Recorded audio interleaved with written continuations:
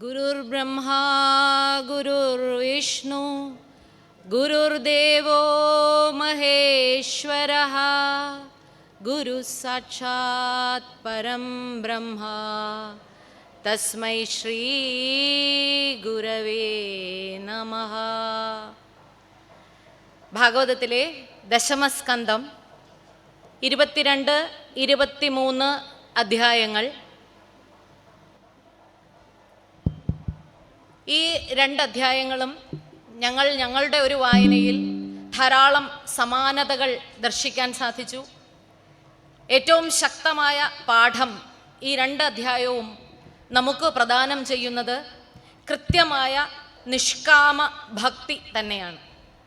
ഭഗവാന്റെ അടുക്കൽ ലയിക്കാൻ, ഭഗവാനായി തന്നെ മാറാൻ, ജീവാത്മാക്കൾ ഓരോന്നും പരമാത്മാവിൽ ലയിക്കാൻ ഭക്തി അല്ലാതെ മറ്റൊന്നിനും സാധ്യമല്ല എന്ന് രണ്ട് കഥകളും. സമർപ്പിത ഭക്തിയുടെ സായുജ്യം എന്ത് എന്ന് ഭക്തർക്ക് വളരെ ലളിതങ്ങളായ രണ്ട് സന്ദർഭങ്ങളിലൂടെ ഭഗവാൻ കാട്ടിത്തരുന്നു എന്നുള്ളതാണ് ദശമസ്കന്ധത്തിലെ അധ്യായം 22-ഉം 23-ഉം നമുക്ക് വളരെ ഭംഗിയായി ഇവിടെ ചർച്ച ചെയ്യപ്പെടുന്ന ഭാഗം.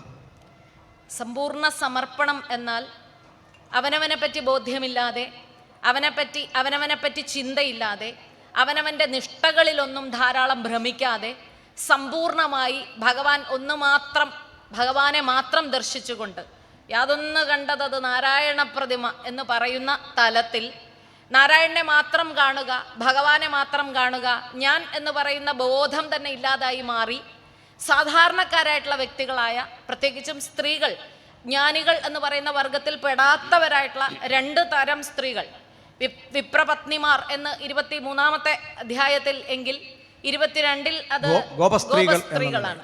അപ്പോൾ ഈ രണ്ട് വിഭാഗക്കാർക്കും എങ്ങനെയാണ് ഭഗവത് സാമീപ്യം ലഭിക്കുന്നത്, സായുജ്യം ലഭിക്കുന്നത് എന്ന് കഥകളിലൂടെ തന്നെ പറഞ്ഞു തരുന്നു. നമ്മുടെ കഥകൾ ഭാരതീയ സംസ്കൃതിയുടെ ഒരു പ്രത്യേകത, കഥ മാത്രമാണ് പറഞ്ഞു തരിക. ഈ കഥയായി തന്നെ ധരിക്കേണ്ടവർക്ക് കഥയിൽ തന്നെ അഭിരമിക്കാം.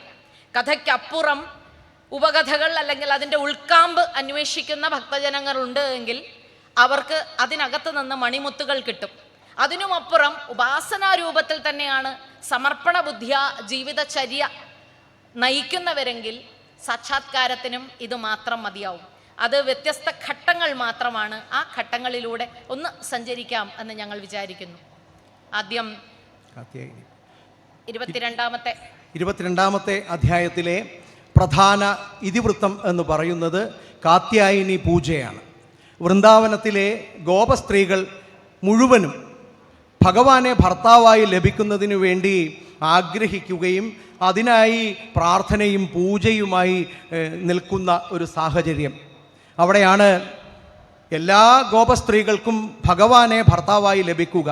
അതിനായി വളരെ ചിട്ടയായ നിഷ്ഠയോടുകൂടിയ കാത്യായനി പൂജ അവർ ഏറ്റെടുക്കുകയാണ്, വ്രതങ്ങൾ ഏറ്റെടുക്കുകയാണ്. സനാതന ധർമ്മത്തിൻ്റെ ഏറ്റവും പ്രധാനപ്പെട്ട ഒന്നാണ് വ്രതങ്ങൾ എന്നുള്ളത്.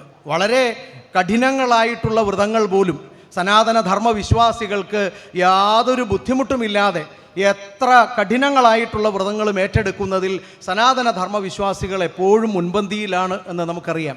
ഈ ഗോപസ്ത്രീകളെ സംബന്ധിച്ച് ഭഗവത് സായുജ്യമാണ് ഭഗവാനെ ഭർത്താവായി കിട്ടുക. കഥ ഇങ്ങനെയാണ്. എല്ലാവരും ധനുമാസത്തിൽ, ആ ധനുമാസത്തിനൊരു പ്രത്യേകതയുണ്ട്, മാർഗശീർഷമാസം എന്നുള്ളതാണ്. ഹേമന്ത ഋതു ആരംഭിക്കുന്ന മാസമാണ്. അന്നു മുതൽ ഒരു മാസക്കാലത്തേക്ക് അവർ കാർത്യായനി പൂജ എടുക്കുകയാണ്. ഉദ്ദേശം, അഭീഷ്ടം ഭഗവാനെ ഭർത്താവായി ലഭിക്കുക.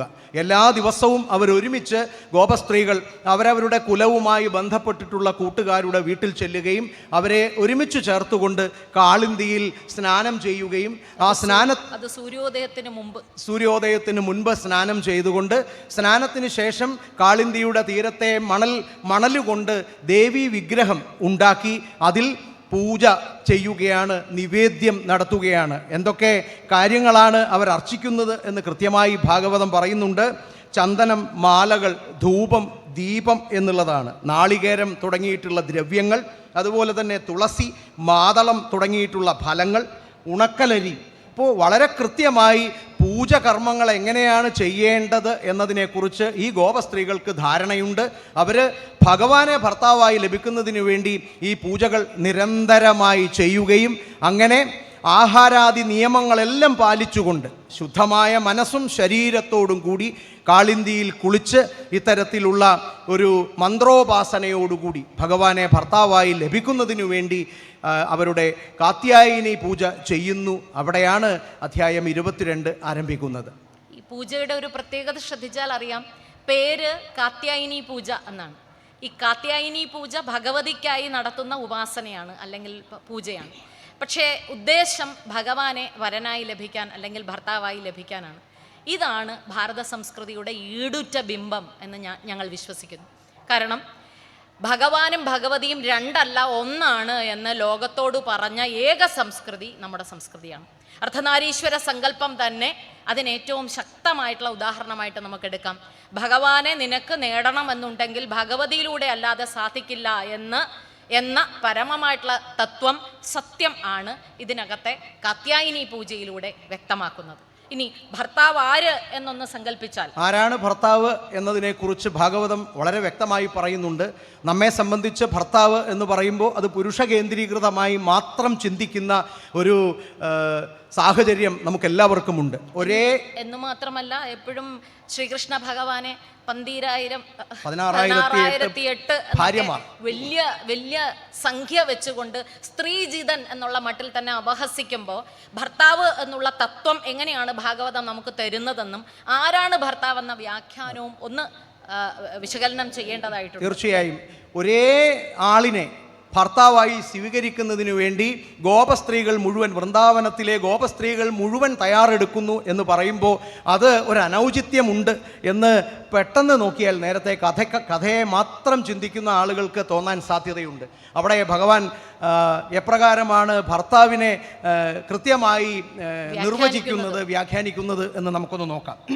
ഇവിടെ സ്ത്രീകൾക്ക് ഭഗവാൻ ഭർത്താവായി മാറുന്നു എന്നതുപോലെ തന്നെ സമസ്ത പ്രാണികൾക്കും ഭഗവാൻ തന്നെയാണ് ഭർത്താവ് എന്നുള്ളത്. പുരുഷനും ഭർത്താവ്, ഭരിക്കുന്നവനാര് അവൻ ഭർത്താവ് എന്നുള്ളൊരു വ്യാഖ്യാനമാണ് അവിടെ തന്നിട്ടുള്ളത്. നാഥൻ എന്നുള്ള അർത്ഥത്തിലാണ്. അപ്പോൾ സനാഥനായി മാറുക എന്നുള്ളതാണ്. ഒരു തരത്തിൽ പറഞ്ഞാൽ ഭർത്താവ് എന്ന് പറയുന്നത് അനാഥരായ ആളുകൾക്ക് സനാഥത്വം നൽകുക എന്ന നിലയിൽ തന്നെ ഗോപസ്ത്രീകൾ എല്ലാവരും അവരൊരു ഭർത്താവിന് വേണ്ടി പൂജ ചെയ്യുമ്പോൾ അവർ തമ്മിൽ പരസ്പരം മത്സരമില്ല. അവർ തമ്മിൽ വലിയ സ്നേഹത്തോടുകൂടി വളരെ ഭക്തിയോടുകൂടി ഉദാത്തമായ ഭക്തിയുടെ തലത്തിൽ നിന്നുകൊണ്ട് ഭർത്താവിനെ സ്വീകരിക്കുന്നതിന് വേണ്ടി, ഭഗവാനെ സ്വീകരിക്കുന്നതിന് വേണ്ടി തയ്യാറാവുമ്പോൾ ഭർത്താവ് ലിംഗവുമായി ബന്ധപ്പെട്ടല്ല, അതിനപ്പുറത്ത് ഭരിക്കുന്നവനാര് അവൻ ഭർത്താവ്. അങ്ങനെ വരുമ്പോൾ സമസ്ത പ്രാണികളുടെയും ഭർത്താവായി ഭഗവാൻ മാറുന്നു. ഇതും സനാതനധർമ്മം, ഭാരതത്തിൻ്റെ സംസ്കാരം ലോകത്തിന് സംഭാവന ചെയ്ത ഉദാത്തമായ ഒരു ദർശനമായി നമുക്ക് മനസ്സിലാക്കാൻ പറ്റും. ഈ സനാഥം അനാഥം എന്നുള്ളതിനെ ചേർത്തൊന്ന് വെച്ചാൽ ഹൈന്ദവ വിശ്വാസികൾക്ക് അഥവാ സനാതനധർമ്മ വിശ്വാസികൾക്ക് എന്നും നേരിടുന്ന ശക്തമായിട്ടുള്ള ഏറ്റവും വലിയ വെല്ലുവിളി അവർക്ക് നാഥനില്ലാതെ പോകുമ്പോഴാണ് അവർ അയ്യോ എവിടാ ചെയ്യുക, എന്താ ചെയ്യുക എന്ന് സങ്കടപ്പെടുക. അങ്ങനെ ചെയ്യുമ്പോഴാണ് ധർമ്മ സംസ്ഥാപനാർത്ഥായാം സംഭവാമി യുഗേ യുഗേ എന്ന അർത്ഥത്തിൽ അവതാരങ്ങൾ സംഭവിക്കുന്നത്. അവതാരങ്ങൾ കൃത്യമായ ദശാവതാരം എന്ന സങ്കല്പത്തിലോ ഭാഗവതത്തിൽ വർണ്ണിക്കുന്നത് പോലെ 20-ൽ പരം ഉള്ള ദർശനങ്ങളായോ ഒന്നുമല്ല. സംഭവങ്ങൾ, സാങ്കത്യങ്ങൾ, ഇടപെടലുകൾ, സാഹചര്യങ്ങൾ എല്ലാം നമുക്ക് എപ്പോഴാണോ കരുത്തു തരിക, രക്ഷകനായി രക്ഷയ്ക്കെനിക്കിതുണ്ട് എന്ന ബോധ്യമുണ്ടാവുക, അതെല്ലാം ഭർത്താവ് തന്നെയാണ്, ഭർത്തൃത്വം തന്നെയാണ് എന്ന വ്യാഖ്യാനമാണ്. ഈ ഭാഗവതത്തിൽ ഏറ്റവും കൂടുതൽ ഞാൻ ചെറിയ കുട്ടിയായിരുന്നപ്പോൾ ഏറ്റവും അധികം വേദനിച്ചിട്ടുള്ളൊരു ദൃശ്യവുമാണ് ഈ ഗോപസ്ത്രീകളുടെ വസ്ത്രാപഹരണം. എൻ്റെ കൃഷ്ണൻ ഇതല്ല എന്ന് എനിക്ക് പലപ്പോഴും തോന്നിയിട്ടുണ്ട് ചർച്ചകളിൽ. കാരണം അങ്ങനെ ചെയ്യുന്ന സ്ത്രീജിതനായിട്ടുള്ള അമ്മാതിരി എന്താ ഭഗവാൻ ഇങ്ങനെ ചെയ്യുന്നതെന്ന് ചെറിയൊരു മനസ്സിന് വേദന തോന്നുകയും നമ്മെപ്പോലെ സനാതനധർമ്മത്തിൻ്റെ പ്രചാരകരായി നിൽക്കുന്ന ആളുകളുടെ എല്ലാം ഒരുപക്ഷെ അഭിമാനത്തിന് ക്ഷതം വരുത്തുമാറുള്ള ആരോപണങ്ങൾ ഉണ്ടാവുകയും ചെയ്യുന്നത് എന്നും വസ്ത്രാപഹരണത്തിന്റെ പേരിലാണ്. കൃഷ്ണൻ എപ്പോഴും അപവാദങ്ങൾ കേട്ടിട്ടുള്ള ഒരാളാണ്. അതെ അതെ. അപ്പൊ ഈ കള്ളൻ എന്ന് പറയുന്നത് ചേല മോഷ്ടിച്ച വെണ്ണ മാത്രമല്ല, ചേല മോഷ്ടിക്കുകയും കൂടെ ചെയ്തു എന്ന തത്വത്തിൽ അത് എടുക്കുമ്പോൾ ആ തത്വത്തിനുള്ളിലെ പരമ്പൊരുളൊന്ന് അറിയേണ്ടതുണ്ട്. സനാതനധർമ്മ വിശ്വാസികൾ അതിനെ ബോധ്യപ്പെടുത്തേണ്ടതുണ്ട്, സ്വയം ബോധ്യപ്പെടേണ്ടതുണ്ട്, പ്രചാരകരായി മാറേണ്ടതുമുണ്ട്. ഗോപസ്ത്രീകളെല്ലാവരും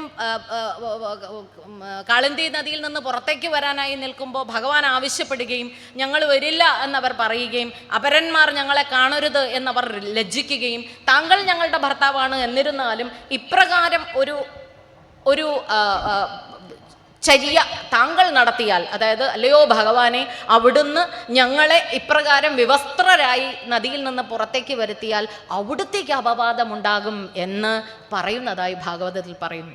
ഭഗവാനെ കുറിച്ചാണ് അവർക്ക് കൂടുതൽ താല്പര്യം. അതെ, ഭക്തിയുടെ ഏറ്റവും സീമകളില്ലാത്തൊരവസ്ഥ എന്ന് ഞാൻ വിശ്വസിക്കുന്ന ഒരു കഥാസന്ദർഭമാണത്. അതായത് ഞങ്ങളോട് താങ്കൾ ചെയ്യുന്നതിൽ അല്ല, ഇത് താങ്കൾക്ക് കുഴപ്പമുണ്ടാക്കും, അങ്ങേക്ക് അതുകൊണ്ട് പ്രശ്നമുണ്ടാകുമല്ലോ എന്നവർ പറയുകയും, ഇനി ഭഗവാൻ എന്തിനാണ് ഇത് ചെയ്തത് എന്ന് ആലോചിച്ചാൽ അഹംബോധം, ശരീരബോധം ഇത് വെടിഞ്ഞാൽ മാത്രമേ ഒരാൾക്ക് പരമാത്മാവിൽ ലയിക്കാൻ സാധിക്കൂ. ഞാൻ ഇതാണ് എന്നും എൻ്റെ ബാഹ്യമായിട്ടുള്ള മോടികളിൽ, എൻ്റെ സൗന്ദര്യത്തിൽ, എൻ്റെ ശരീരം എന്ന് പറയുന്ന ആ ഘടകത്തിൽ, ഇത് തന്നെയാണ് രാമായണത്തിൽ നമുക്ക് കാണാൻ സാധിക്കുന്നത്. എങ്ങനെയാണ് ത്രയംബകം വില്ല് ഒടിക്കുക എന്നുള്ളത്. ത്രയംബകം വില്ല് എന്ന് പറയുന്നത് കുണ്ടലിനി എന്ന സങ്കല്പത്തിലാണ് എങ്കിൽ അത് ഒട്ടിച്ചു മാറ്റിയാൽ മാത്രമേ അവിടെ ഉണരുകയുള്ളൂ. അവിടേക്കാണ് ഭഗവാനെ കാണാൻ സാധിക്കുന്നത്. സീത എന്ന് പറയുന്ന ആത്മജ്ഞാനം രാമൻ എന്ന് പറയുന്ന അന്വേഷകന് കിട്ടണം എന്നുണ്ടെങ്കിൽ അത് കുണ്ടലിനി ഉണർന്നാലേ പറ്റുള്ളൂ എന്ന തത്വം ഇവിടെയും ചേർത്ത് വെക്കാൻ പറ്റും. ഗോപസ്ത്രീകൾക്ക് മോക്ഷം ലഭിക്കണമെന്നുണ്ടെങ്കിൽ മറ്റൊന്ന് മാത്രമല്ല, ഇത് ഭാരതം മുന്നോട്ട് വെച്ചിട്ടുള്ള ഏറ്റവും ചൈതന്യവത്തായ ഒരു പരിസ്ഥിതി ശാസ്ത്രം കൂടി ഇവിടെ ഭഗവാൻ പറയുന്നുണ്ട്. ഭക്തിയുടെ ഉന്നതമായ തലത്തിലൂടെ പരമാത്മാവിലേക്ക് എത്തുക എന്നതുപോലെ തന്നെ ജലത്തിൽ വിവസ്ത്രരായി ഇവർ സ്നാനം ചെയ്യുകയാണ്. അതാണ് അവർക്ക് കൊടുക്കുന്ന ശിക്ഷയും. അപ്പോൾ നിങ്ങൾ വ്രതഭംഗം ചെയ്തു കഴിഞ്ഞിരിക്കുന്നു എന്നാണ്. ഇവർ കൃത്യമായി കാത്യായനി പൂജ ചെയ്യുകയും എല്ലാ നിയമങ്ങളും ചട്ടവട്ടങ്ങളും പാലിച്ചുകൊണ്ട് ഈ പൂജ ചെയ്തപ്പോഴും ജലത്തിൽ വിവസ്ത്രരായി കുളിച്ചു എന്നുള്ളത് ഒരു വലിയ പാപമാണ് എന്ന് ഭഗവാൻ ഇവിടെ ചൂണ്ടിക്കാണിക്കുകയാണ്. അത് വെറുതെ അഗ്നിയെ ദേവനിന്ദ നടത്തി എന്നുള്ളതാണ് സങ്കല്പം. അതെ, ജലത്തിൽ മാത്രമല്ല, അഗ്നി ഏറ്റവും സൂക്ഷ്മരൂപമായി ജലത്തിലുണ്ട്. അഗ്നി ദേവനാണ് എന്നതുകൊണ്ട് തന്നെ അത് ദേവനിന്ദയാണ്. അതിന് പ്രായശ്ചിത്തം ചെയ്യേണ്ടതുണ്ട് എന്ന് ഭഗവാൻ പറയുന്നുണ്ട്. സ്നാനം ചെയ്യുക, വിവസ്ത്രരായി സ്നാനം ചെയ്യുക എന്നതു മാത്രമല്ല, ജലത്തിൽ മൂത്രമൊഴിക്കുക, ജലത്തിൽ തുപ്പുക, ജലത്തിൽ മലം വിസർജനം ഉണ്ടാവുക, ഇതൊന്നും ഹിതകരമായിട്ടുള്ളതല്ല എന്ന് ഭാഗവതം പറയുമ്പോൾ ഭാരതം എപ്രകാരമാണ് ജല സാക്ഷരത. അപ്പോൾ നമ്മുടെ പുരാണങ്ങളും ഇതിഹാസങ്ങളും വേദങ്ങളുമൊക്കെ വെറും മിത്തുകളും അത് സാങ്കല്പികമായ കെട്ടുകഥകളും എന്നതിനപ്പുറം സനാതനധർമ്മ വിശ്വാസിക്കും മാത്രമല്ല ഇനി ലോകത്ത് വരാനിരിക്കുന്ന മുഴുവൻ മാനവരാശിക്കും സമസ്ത പ്രാണികൾക്കും നിലനിൽക്കണമെങ്കിൽ എത്ര ഭംഗിയായി അവൻ ജലശുദ്ധി വരുത്തേണ്ടത്. അപ്പോൾ എത്ര സൂക്ഷ്മ രൂപത്തിൽ ഓരോ മേഖലയെയും കുറിച്ച് വർണ്ണിക്കുന്നു ഭാരതത്തിന്റെ ഇതിഹാസങ്ങൾ. ഭാഗവതാമൃതം എന്നാണ് പറയുക കേട്ടോ. അമൃതത്തിനപ്പുറം മറ്റൊന്നില്ല. നമ്മൾ ധാരാളം സത്രവേദികളിൽ പോകുന്നവരാകാനും അമൃതപാനമല്ലാതെ മറ്റൊരു മാർഗവും. അപ്പോൾ ഇവിടെ 22-ാം അധ്യായത്തിന്റെ അവസാന ഭാഗത്തിലേക്ക് വരുമ്പോൾ നമുക്ക് കാണാൻ സാധിക്കുന്നത് വൃക്ഷസ്തുതിയാണ്. പരിസ്ഥിതി പാഠം എന്ന് പറയുന്നത് പോലെ അവിടെ ഒരു വൃക്ഷസ്തുതി വെക്കുകയും, എന്തുകൊണ്ടായിരിക്കാം മനഃപൂർവ്വം തന്നെ ഭാഗവതത്തിൽ വൃക്ഷത്തിനെ സ്തുതിക്കുന്നത് എന്ന് ആലോചിച്ചാൽ നേരത്തെ പറഞ്ഞ പരിസ്ഥിതി പാഠവുമായി ചേർന്ന് തന്നെ അത് കിടക്കുന്നതായി നമുക്ക് ദർശിക്കാൻ സാധിക്കും. വൃക്ഷം എന്താണ്? മറ്റ് ആളുകളിൽ നിന്ന് വൃക്ഷത്തിനുള്ള വ്യത്യാസം, സ്വാഭാവികമായിട്ടുള്ള അതിൻ്റെ കർത്തവ്യം, അതിൻ്റെ കർമ്മം പരോന്മുഖമാണ്. മറ്റാളുകളെപ്പറ്റി മാത്രം ചിന്തിച്ചുകൊണ്ട് ജീവിതം എന്ന് പറയുന്നത് സമ്പൂർണ്ണ സമർപ്പണമായിരിക്കുന്ന വൃക്ഷത്തിനെയാണ് കാണിക്കുന്നത്. പരഹിതം എന്നുള്ളതിനപ്പുറത്ത് വൃക്ഷത്തിന് മറ്റൊന്നുമില്ല എന്നാണ്. അത് വൃക്ഷത്തിന്റെ ഒരു ജന്മസിദ്ധമായിട്ടുള്ള ഗുണമാണ്. അതറിയുന്നില്ല, അത് പരഹിതം ചെയ്യുകയാണ് എന്ന് അത് അറിയുന്നില്ല. അപ്പോൾ ഇവിടെ ഭാഗവതം അത് പറയുന്നുമുണ്ട് അല്ലേ? എപ്രകാരമാണ് വേര് എങ്ങനെയാണ് ഔഷധമായി മാറുന്നത്, വൃക്ഷത്തിന്റെ ഇലകൾ എങ്ങനെയാണ് പ്രാണികൾക്കും ചെറുകീടങ്ങൾക്കും ഒക്കെ ഭക്ഷണമായി മാറുന്നത്, പുഷ്പങ്ങൾ ഹൃദയ സുഗന്ധം ഉണ്ടാവുന്നതിന് പുഷ്പങ്ങൾ അത് നൽകുന്നുണ്ട്. അതുപോലെ തന്നെ ചില മരത്തിന്റെ അടുത്തുകൂടി പോയാൽ മരം ആസകലം തന്നെ സുഗന്ധപൂരിതം മാറുന്നുണ്ട്. സുഗന്ധം നമുക്ക് താപത്തെ തണുപ്പിക്കുന്നതിന് വേണ്ടി നിഴലായി തണലിനായി മരം നിൽക്കുന്നുണ്ട്. തണൽ വൃക്ഷങ്ങൾ എന്നർത്ഥം അങ്ങനെ തന്നെയാണ്. വേരുകളൊക്കെ ഔഷധങ്ങളായി നമുക്ക് നൽകുന്നുണ്ട്. ഇനി താപസ്വികൾക്ക്, ലൗകിക ജീവിതത്തിൽ നിന്നെല്ലാം മാറി നിൽക്കുന്ന താപസ്വികളായ ആളുകൾക്ക് മരവുരി ഈ വൃക്ഷം നൽകുന്നുണ്ട്. വസ്ത്രമായി തന്നെ സ്വയം പരിണമിക്കാൻ, തന്റെ തന്നെ ഇടം കൊടുക്കാൻ വൃക്ഷത്തിന് എങ്ങനെ സാധിക്കുന്നുവെന്ന്, ഗ്രഹം നിർമ്മിക്കുന്നതിന് തടികളായി നിൽക്കുന്നുണ്ട്. സാമഗ്രികളായിട്ട് ഈടുറ്റ തടികൾ, എണ്ണകളൊക്കെ ഔഷധക്കൂട്ടുകൾ ഉണ്ടാക്കുന്നതിന് മരത്തിൻ്റെതായിട്ടുള്ള ചാറുകൾ നൽകപ്പെടുന്നുണ്ട്. അതുപോലെ തന്നെ ബലമായ പണിത്തരങ്ങൾക്ക് കാതൽ എന്നുള്ളത് ഉണ്ടാവുന്നുണ്ട്. ഇളം മുകുളങ്ങൾ ചെറുപ്രാണികൾക്ക് ഭക്ഷിക്കാൻ.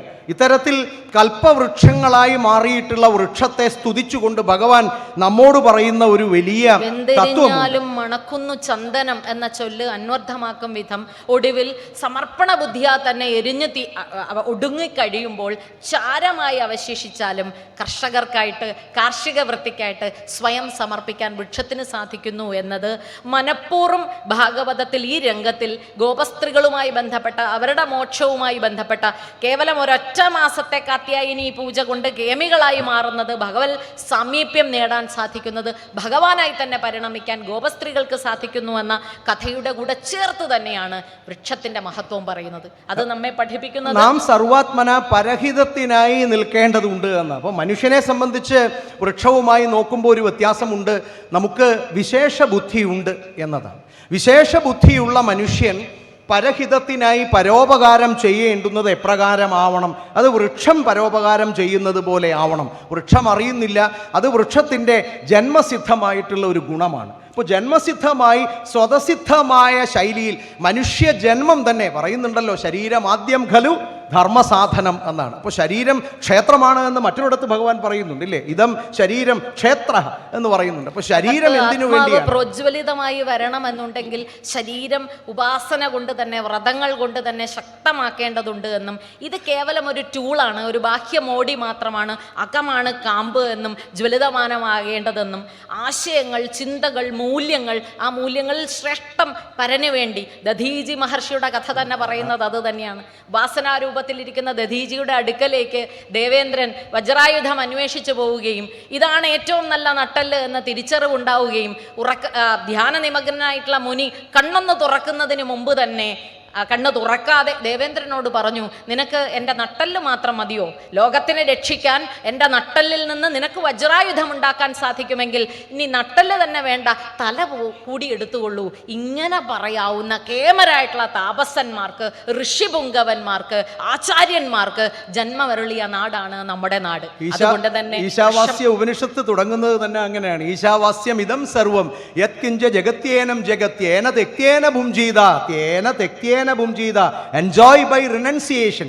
കൊടുക്കുന്നതിൽ ആനന്ദം കണ്ടെത്തുക എന്ന ആധുനിക മനുഷ്യനെ സംബന്ധിച്ച് കിട്ടുമ്പോഴാണ് സന്തോഷമുണ്ടാവുക, സുഖമുണ്ടാവുക എന്ന് പറഞ്ഞ് ആർത്തി പൂണ്ട് നടക്കുമ്പോൾ കൊടുത്തത് പോരാ എന്നൊരു സർവകലാശാലയ്ക്ക് പേരിട്ടവരാണ് ഭാരതീയർ എന്ന് നാം അറിയേണ്ടതുണ്ട്. നളന്ദ എന്ന സർവകലാശാലയുടെ പേര് നാ അലം ദ എന്നാണ്, കൊടുത്തത് പോരാ എന്നാണ്. അപ്പോൾ ഭാരതത്തിൻ്റെ സംസ്കാരത്തിൻ്റെ, സനാതനധർമ്മത്തിൻ്റെ ഉദാത്തമായ ചൈതന്യം എന്താണ് എന്ന് ഓരോ അണുവിലും പ്രതിഫലിപ്പിക്കുന്ന തരത്തിലാണ് ഭാഗവതത്തിൽ ഇവിടെ ഭാഗവതാചാര്യൻ പറഞ്ഞിട്ടുള്ളത്. അത്തരത്തിൽ പറയുന്നു, പരഹിതം സ്വതസിദ്ധമായി ചെയ്യുമ്പോൾ ജന്മത്തെ സഫലമാക്കുന്ന സത്കർമ്മമായി മാറുന്നു. അതാണ് സായുജ്യത്തിനുള്ള മാർഗം എന്ന് പറയുന്നത്. ഏകമാർഗം, നിസ്വാർത്ഥ ചിന്തകൾ, നിസ്വാർത്ഥമായിട്ടുള്ള ചര്യ, നിസ്വാർത്ഥ ജീവിതം, അതിന് വൃക്ഷത്തിനെ കണ്ടു പഠിക്കുക എന്ന് വൃക്ഷത്തിനെ സ്തുതിച്ചുകൊണ്ട് പറഞ്ഞു നിർത്തുമ്പോൾ നാം ഓരോരുത്തരും എങ്ങനെ വൃക്ഷതുല്യമായിട്ടുള്ള മൂല്യങ്ങൾ ജീവിതത്തിൽ സ്വാംശീകരിക്കേണ്ടതുണ്ട് എന്ന തിരിച്ചറിവ്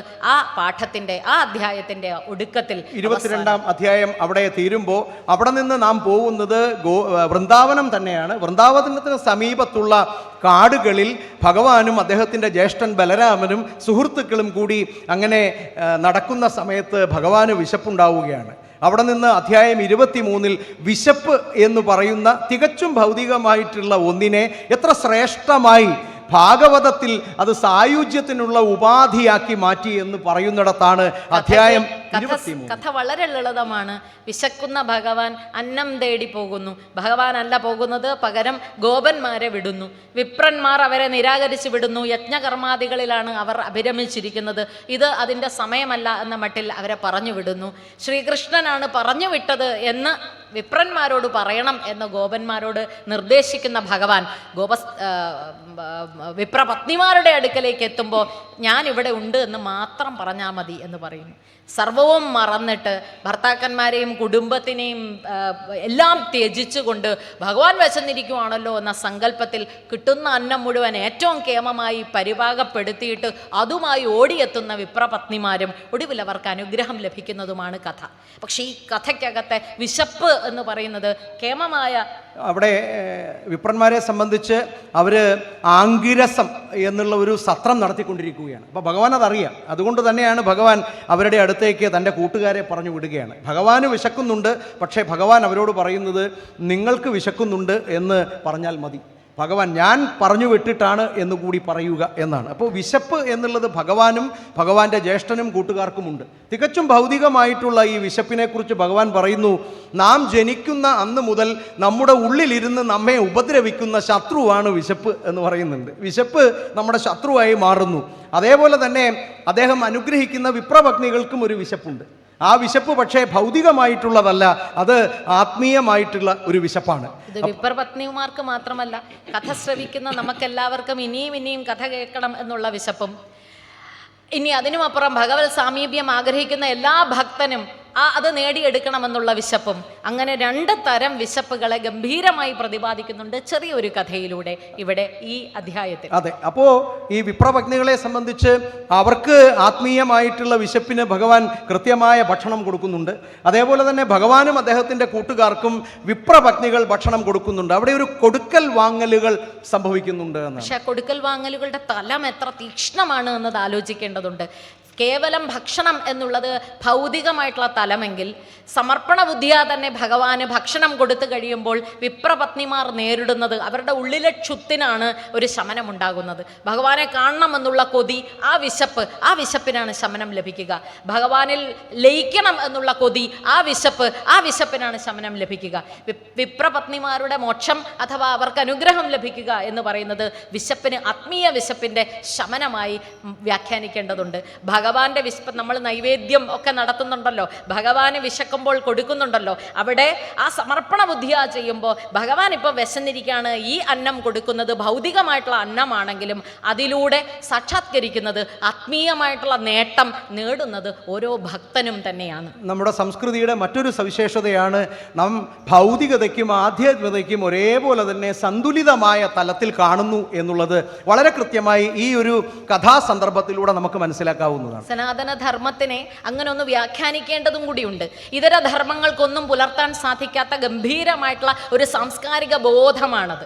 ശരീരമെന്ന് പറയുന്നതും ആത്മാവെന്ന് പറയുന്നതും ചേർന്ന് തന്നെ എല്ലാ അർത്ഥത്തിലും അദ്വൈതം എന്നുള്ള അർത്ഥത്തിലാണ് നമുക്കതിൻ്റെ വ്യാഖ്യാനം വരിക. അപ്പോൾ വിശപ്പും അങ്ങനെ വേണം നോക്കിക്കാണാൻ. ആത്മജ്ഞാനം എന്ന് പറയുന്നതിൻ്റെ ആ അറിവ് നേടാനുള്ള കൊതി, ആ അറിവ് നേടാനുള്ള വിശപ്പ് ഓരോ ഭക്തൻ്റെയും ഉള്ളിൽ ഉണ്ടാവുകയും അത് അതിതീക്ഷ്ണ ആകുമ്പോൾ അവിടെ ഭഗവാന്റെ അവതാരം ഉണ്ടാവും, അല്ലെങ്കിൽ ഭഗവാന്റെ രംഗപ്രവേശം ഉണ്ടാകും, ചേർച്ച ഉണ്ടാകും എന്നും ഫലം. അപ്പോൾ ഭൗതികതയിലൂടെ ആധ്യാത്മികതയിലേക്ക് ഭക്തന് സഞ്ചരിക്കാനാവും. അപ്പോൾ ഇവിടെ നമ്മുടെ സംസ്കൃതി ഭൗതികതയെ നിരോധിച്ചിട്ടില്ല, നിരസിച്ചിട്ടില്ല എന്നുള്ളത് നമുക്കറിയാമല്ലോ. ചർവാകൻ എന്ന് പറയുന്നത് തിന്നുകയും കുടിക്കുകയും ചെയ്യുക, ശരീര സംബന്ധിയായിട്ടുള്ള സുഖങ്ങൾക്ക് വേണ്ടി മാത്രം നിൽക്കുന്ന ഒരു മഹർഷിയായിരുന്നു ചർവാകൻ.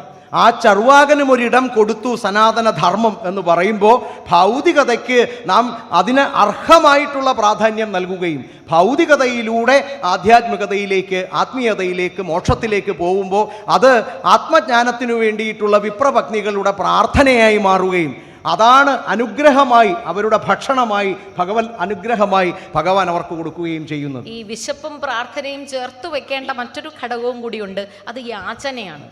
ഗോപന്മാർ അവിടേക്ക് പോകുമ്പോൾ ഗോപന്മാർക്ക് ഒരു മുന്നറിയിപ്പ് കൂടി കൊടുക്കുന്നുണ്ട് ഭഗവാൻ. യാചിക്കാനാണ് നിങ്ങൾ പോകുന്നത്, നിങ്ങൾ യാചകരാണ്. യാചകർക്ക് അഭിമാനബോധം ഉണ്ടാകേണ്ടതില്ല. നിങ്ങളെ ഒരുപക്ഷെ പലരും ഭത്സിച്ചെന്ന് വരാം, ചിലർ നിരാകരിച്ചു എന്ന് വരാം, ഭക്ഷണം തന്നില്ല എന്ന് വരാം, പരിഹസിച്ചു എന്ന് വരാം. നിന്ദയാകട്ടെ മാനമാകട്ടെ സമഭാവനയോടെ കാണേണ്ടതുണ്ട് എന്നും യാചകന്മാർക്ക് അത് തന്നെയാണ് ധർമ്മം. അപ്പോൾ യാചക ധർമ്മം എന്ന് പറയുന്ന വളരെ നിസ്സാരമെന്ന് നമ്മൾ കാണുന്നതോ അല്ലെങ്കിൽ നമ്മൾ പുച്ഛത്തോടെ നോക്കിക്കാണുന്നതോ ആയിട്ടുള്ള ഒരു വൃത്തിയെ ഘോഷിക്കുന്നുണ്ട് ഭഗവാൻ.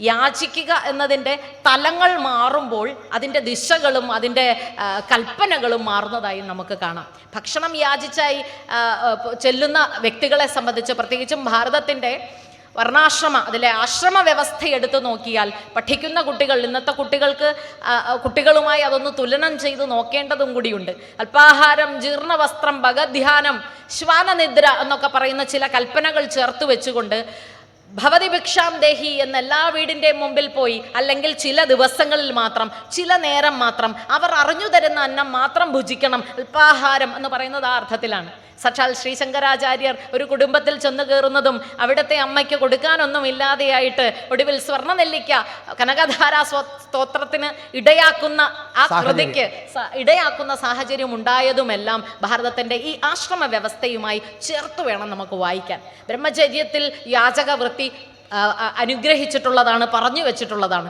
ഇത് തന്നെയാണ് സന്യാസികൾക്കും. പക്ഷേ ഇത് ഗൃഹസ്ഥാശ്രമികളായിട്ടുള്ള ആൾക്കാരാണ് ഈ ഗോപന്മാർ എന്ന് പറയുന്നത്. പക്ഷെ അവരെ പറഞ്ഞു പഠിപ്പിക്കുന്നുണ്ട്, നിങ്ങൾ ആരുടെ അടുക്ക് ചെല്ലുന്നോ, നിങ്ങളെ ആര് ഭത്സിക്കുന്നോ അവനാണ് അതിൻ്റെ കർമ്മഫലം ഉണ്ടാവുക. അവൻ്റെ മനസ്സാണ് ആ കാണിക്കുന്നത്, അല്ലാതെ നിങ്ങൾ അതിനകത്ത് പരിഭ്രാന്തരാകേണ്ടതോ ദുഃഖിക്കേണ്ടതോ ആയിട്ടുള്ള കാര്യമില്ല. യാചകത്വം എന്ന് പറയുന്നതിനെ എത്ര മഹത്വവൽക്കരിച്ചിരിക്കുകയാണ് എന്ന് നമുക്കൊക്കെ അറിയാം. ക്ഷേത്ര സംബന്ധിയായ കാര്യങ്ങൾക്ക് ആളുകൾ വീടുകളിലൊക്കെ എത്തുമ്പോൾ ഈ പിരിവ് എന്ന് പറയുന്നതിനെ കുറിച്ച് നമ്മുടെയൊക്കെ ഒരു മനസ്ഥിതിയുണ്ട് അല്ലേ. സനാതന ധർമ്മത്തെ സംബന്ധിച്ച് നമുക്ക് കൃത്യമായിട്ടുള്ള നിയമങ്ങളോ സംവിധാനങ്ങളോ ഒന്നുമില്ല. ഇപ്പോൾ മള്ളിയൂര് ഈ ക്ഷേത്രം നിലനിൽക്കുന്നു എന്ന് പറയുന്നത് ഭക്തരായിട്ടുള്ള ആളുകൾ സ്വമനസ്സാലെ അർപ്പിക്കുന്ന അർച്ചനകളുടെയും പ്രസാദങ്ങളുടെയും. എനിക്ക് എൻ്റെ ചെറുപ്പത്തിൽ എത്രയോ വർഷം മുമ്പ് ഈ ക്ഷേത്രത്തിൽ വന്ന് ആരാധ്യനായ മള്ളിയൂർ തിരുമേനിയുടെ എൻ്റെ ജന്മസുഹൃതമായി ഞാൻ കാണുന്നതാണ്.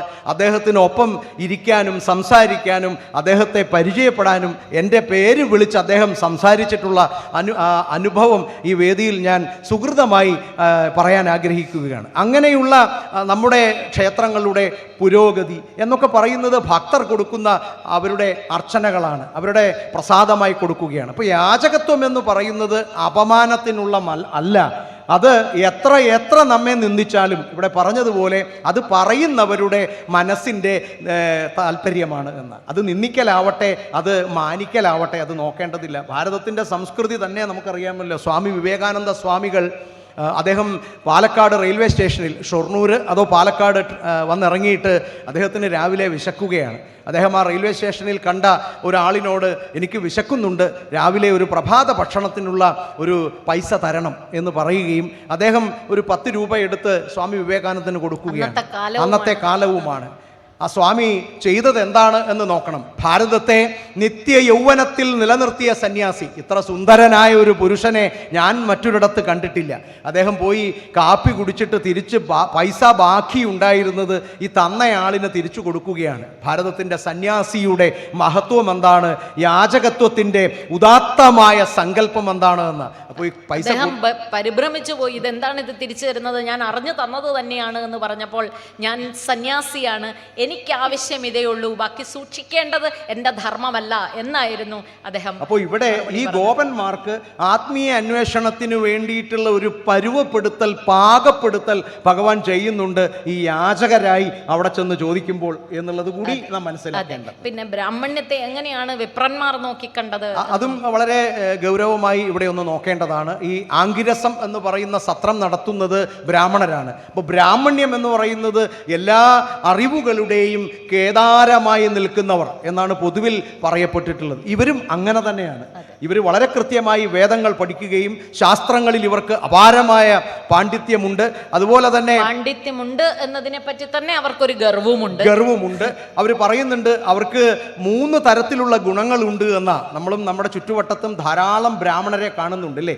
അതുകൊണ്ടാണ് നാം എല്ലാ കർമ്മങ്ങൾ ചെയ്യുമ്പോഴും ബ്രാഹ്മണർക്ക് ഭക്ഷണം കൊടുക്കുക, വസ്ത്രം കൊടുക്കുക എന്നൊക്കെ പറയുന്നത്. ബ്രാഹ്മണ്യം എന്ന് പറയുന്നത് പറയുന്നത് ദേവത്വം തന്നെയാണ് എന്ന് തന്നെ നമ്മെ പഠിപ്പിച്ചിട്ടുണ്ട്. അത് വസ്തുതയാണ് എന്നിവിടെ പറയുന്നുണ്ട്. അപ്പോൾ ബ്രാഹ്മണരുടെ ഗുണങ്ങൾ എന്ന് പറഞ്ഞ് ഭഗവാൻ ഇവിടെ പറയുന്നത് ശൗക്ലം, സാവിത്രം, ദൈക്ഷ്യം എന്നുള്ളതാണ്. എന്താണ് ശൗക്ലം എന്ന് പറയുന്നുണ്ട്? ശുദ്ധമായിട്ടുള്ളത്, നിർമ്മലമായിട്ടുള്ളത്, ജ്ഞാനത്തിൻ്റെ അധികാരികളായി മാറുക എന്നത് ബ്രാഹ്മണ്യത്തിൻ്റെ ഒരു ഗുണമാണ്.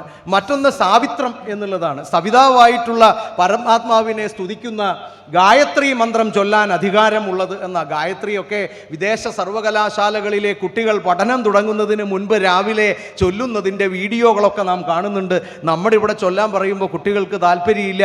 പറഞ്ഞു പഠിപ്പിക്കാൻ സനാതനധർമ്മ വിശ്വാസികളായ രക്ഷിതാക്കൾക്ക് സമയവുമില്ല എന്ന് പറയുമ്പോഴാണ് സവിതാവാണ് ഏക ഊർജ സ്രോതസ് എന്ന നിലയിൽ ആരാണോ ഇത് പാരായണം ചെയ്യുന്നത് അവനെ ത്രാണനം ചെയ്യുന്നു എന്ന സങ്കല്പമാണ്. അതുകൊണ്ട് 100 ആവർത്തി 200 ആവർത്തി ചൊല്ലാൻ സാധിക്കുന്ന സമയം മുഴുവൻ ഉറക്കെ ഉറക്കെ ചൊല്ലിക്കൊണ്ട് സ്വയം പ്രബുദ്ധരാകേണ്ടതും ഈടുറ്റ നമ്മുടെ ഭാരതീയ സംസ്കൃതിയിൽ അഭിരമിക്കേണ്ടതുമാണ് ഓരോ സനാതനധർമ്മ വിശ്വാസിയുമെന്ന് ഇത്തരുണത്തിൽ ഒന്ന് ഓർമ്മപ്പെടുത്തിക്കൊണ്ട്. മൂന്നാമത്തത് ദൈക്ഷ്യം എന്നുള്ളതാണ്. യാഗാദി കർമ്മങ്ങൾക്കുള്ള അധികാരം എന്നുള്ളതാണ്. അപ്പോൾ ഇത്തരത്തിൽ ഈ 3 ഗുണങ്ങളോടും കൂടിയിട്ടുള്ള ഈ ബ്രാഹ്മണർ അവർ സത്രം നടത്തുകയാണ്. ഭഗവാൻ മറ്റൊന്നു കൂടി പറയുന്നുണ്ട്. അവർ ഈ ഗോപന്മാരുടെ അഭ്യർത്ഥന കേൾക്കുന്നില്ല, ഭക്ഷണം കൊടുക്കാമെന്ന് പറയണില്ല, തരുത്തില്ല, ഇതൊന്നും പറയുന്നില്ല, മൗനം പാലിക്കുകയാണ്. അവരുടെ പറയാത്തതിന് കാരണവുമുണ്ടാവും. അവർ വിശ്വസിക്കുന്നത് ഈ സമയം അന്നദാനത്തിനുള്ളതല്ല. ഈ സത്രത്തെ സംബന്ധിച്ച് അങ്ങനെ പറയുന്നുണ്ട്. പാശ്വാലംബനത്തിന് മുമ്പ്, അതുപോലെ തന്നെ സൗത്രാമണിയിൽ ഭക്ഷണം, ദീക്ഷിത അന്നം എന്ന് പറയുന്നത് കൊടുക്കാൻ പറ്റില്ല എന്നുള്ളതാണ്. പക്ഷേ ഭഗവാൻ ഇത് രണ്ടും മനസ്സിലാക്കിയിട്ട് പാർശ്വാലംബനത്തിന് മുമ്പും സൗത്രാമണിയിലും ആ കൃത്യസമയത്താണ് ഭഗവാൻ ഈ യാചന ഗോപന്മാരെ കൊണ്ട് അവിടെ നടത്തിക്കുന്നത് എന്നാണ്. അപ്പോൾ ബ്രാഹ്മണ്യം എന്നുള്ളത് അറിവ് നേടി ചിട്ടവട്ടങ്ങളിൽ വേദങ്ങളിൽ വലിയ പാണ്ഡിത്യമുണ്ട് എന്ന് പറയുമ്പോഴും അതിൽ അഭിരമിക്കുക മാത്രമല്ല, അതിനപ്പുറം ശരിക്കുള്ള അറിവ് നേടേണ്ടതുണ്ട് എന്ന് വിപ്രന്മാരെ ബോധ്യപ്പെടുത്താനും കൂടെ തന്നെ ആവണം തീർച്ചയായും ഗോപന്മാരെ അവിടേക്ക് ഭഗവാൻ അയച്ചത്. തീർച്ചയായും അവരുടെ ജ്ഞാനത്തിൻ്റെ നിരർത്ഥകത എന്താണ് എന്ന് അവരിവിടെ ബോധ്യപ്പെടുന്നുണ്ട് എന്ന്. അവർക്ക് അറിവിൻ്റെ കേദാരമാണ്, നാം എല്ലാ ചിട്ടവട്ടങ്ങളും പാലിക്കുന്നുണ്ട്, നിയമങ്ങൾ പാലിക്കുന്നുണ്ട്, ബ്രാഹ്മണനാണ് എന്ന് പറയുമ്പോഴും അവർക്കില്ലാത്ത ഒന്നുണ്ട്. അത് നിസ്സീമമായിട്ടുള്ള ഭക്തിയാണ്. ഭഗവാനിൽ അവർക്ക് ഭക്തി ഉണ്ടാവുന്നില്ല. അത് അവരെ ബോധ്യപ്പെടുത്തി കൊടുക്കാൻ ഭാര്യമാരെ തന്നെയാണ് കരുവാക്കുന്നത്. വിപ്രപത്നിമാരാകട്ടെ ജ്ഞാനമൊന്നുമില്ല അവർക്ക് പഠനശാലകളിൽ നിന്നോ ഒന്നും അവർ ഇതുവരെ പഠിച്ചിട്ടില്ല. എന്താണ് ബ്രഹ്മചര്യം, എന്താണ് വാനപ്രസ്ഥമോ ഗാർഹസ്ഥ്യമോ, സത്രത്തിനെ പറ്റിയുള്ള ധാരണയില്ല. അപ്പം ഈ ചട്ടക്കൂടിൽ കണ്ടമാനം അഭിരമിക്കുന്ന വിപ്രന്മാരെക്കാളും എല്ലാം പരിത്യജിച്ചുകൊണ്ട് ഭഗവാനിൽ വിലയം പ്രാപിക്കാൻ കൊതിയോടെ ഓടിയെടുക്കുന്ന വിപ്രപത്നിമാർ മോക്ഷം നേടുന്നു അഥവാ അനുഗ്രഹം നേടുന്നു എന്നത് ഇവർക്ക് വലിയൊരു തിരിച്ചറിവായി കൊടുക്കുകയാണ് ചെയ്യുന്നത്. ഈ തിരിച്ചറിവിന് വേണ്ടി ആത്മസമർപ്പണം നടത്തുന്നത് എങ്ങനെയാണ് എന്ന് ബോധ്യപ്പെടുത്തി കൊടുക്കാൻ ഭഗവാന് സാധിക്കുന്നുണ്ട്. ഇനി ഭഗവാന്റെ അടുക്കലേക്ക് ഓടിയെത്തിയിട്ട് അവിടുന്ന് ലയിക്കുകയാണ് ഞങ്ങളുടെ ധർമ്മം എന്ന് പറഞ്ഞ് കരയുന്ന അല്ലെങ്കിൽ അപ്രകാരം യാചിക്കുന്ന സ്ത്രീകളോട് ഭഗവാൻ കൃത്യമായി ഈ ആശ്രമ വ്യവസ്ഥ പറയുകയാണ്. നിങ്ങൾ ഇപ്പോൾ ഗാർഹസ്ഥ്യത്തിൻ്റെ പാതയിലാണ്, നിങ്ങൾ ഗൃഹസ്ഥാശ്രമികളാണ്, നിങ്ങൾ നിങ്ങളുടെ ഭർത്താവിൻ്റെ അടുക്കലേക്കാണ് പോവുക. എൻ്റെ സാമീപ്യം അല്ല, ഇപ്പോൾ ഭർത്താവിൻ്റെ സാമീപ്യമാണ് നിങ്ങൾക്ക് വേണ്ടത്. മടക്കി അയക്കുകയാണ് ചെയ്യുന്നത്. കാരണം സത്രസമാപ്തിയിൽ ഇവരുടെ സാന്നിധ്യം ആവശ്യമേ തീരുള്ളൂ എന്ന് മാത്രമല്ല, ഇങ്ങനെ സ്വധർമാചരണം എന്താണ് എന്ന് ബോധ്യപ്പെടുത്തി കൊടുക്കുമ്പോൾ ആ ബോധ്യപ്പെടുത്തലിലൂടെ ഭാര്യാധർമ്മം എന്താണെന്നും ഭാര്യയും ഭർത്താവും എങ്ങനെയാണ് ചേർന്ന് നിന്ന് കുടുംബത്തിനെ കേമമാക്കേണ്ടത്, സമൂഹത്തിനെ കേമമാക്കേണ്ടത് എന്ന് ബോധ്യപ്പെടുത്തുകയും അതിന് ഒടുവിലാണ് സായുജ്യം എന്ന് പറയുന്ന ഇടത്തേക്ക് നിങ്ങൾ വരേണ്ടതെന്നും നിങ്ങൾക്ക് ഇപ്പം തന്നെ സായുജ്യം കിട്ടിക്കഴിഞ്ഞു, കാരണം ദേഹസാമീപ്യം മാത്രമേ ഇല്ലാതെയുള്ളൂ, ഞാൻ നിങ്ങളിൽ തന്നെയാണ്. ആ അദ്വൈത ദർശനവും കേമമായി ഭഗവാൻ ആ അനുഗ്രഹത്തിൻ്റെ ഘട്ടത്തിൽ പറയുന്നുണ്ട്. ഇത് എങ്ങനെയാണ് വിപ്രന്മാരെ അവരെ സംബന്ധിച്ച് അവര് ഈ വിപ്രപത്നികൾ ഭക്ഷണം കൊണ്ടുപോകാൻ ഇവർ ആദ്യം അനുവദിച്ചില്ല. പക്ഷേ ഇവർ സമർപ്പിതമായി നിൽക്കുകയാണ്. ശ്രീകൃഷ്ണൻ ഇവിടെ എത്തിയിട്ടുണ്ട് എന്ന് കേട്ട മാത്രയിൽ തന്നെ ഈ സത്രത്തിനായി പാകം ചെയ്തു വെച്ചിട്ടുള്ള മുഴുവൻ ഭക്ഷണങ്ങളും പറ്റുന്ന പാത്രങ്ങളിലെല്ലാം എടുത്തുകൊണ്ട് ഭഗവാന്റെ അടുത്തേക്ക് ഓടുകയാണ്. നമ്മളെല്ലാവരും അങ്ങനെയാണില്ലേ? ഭഗവാന്റെ അടുത്തേക്ക് ചെല്ലുക എന്ന് പറയുന്നതിന് സാഹചര്യങ്ങളുടെ സമ്മർദ്ദങ്ങളൊന്നും നമുക്ക് വിഷയങ്ങളല്ല. ആരാണ് തടസ്സപ്പെടുത്തുന്നത്?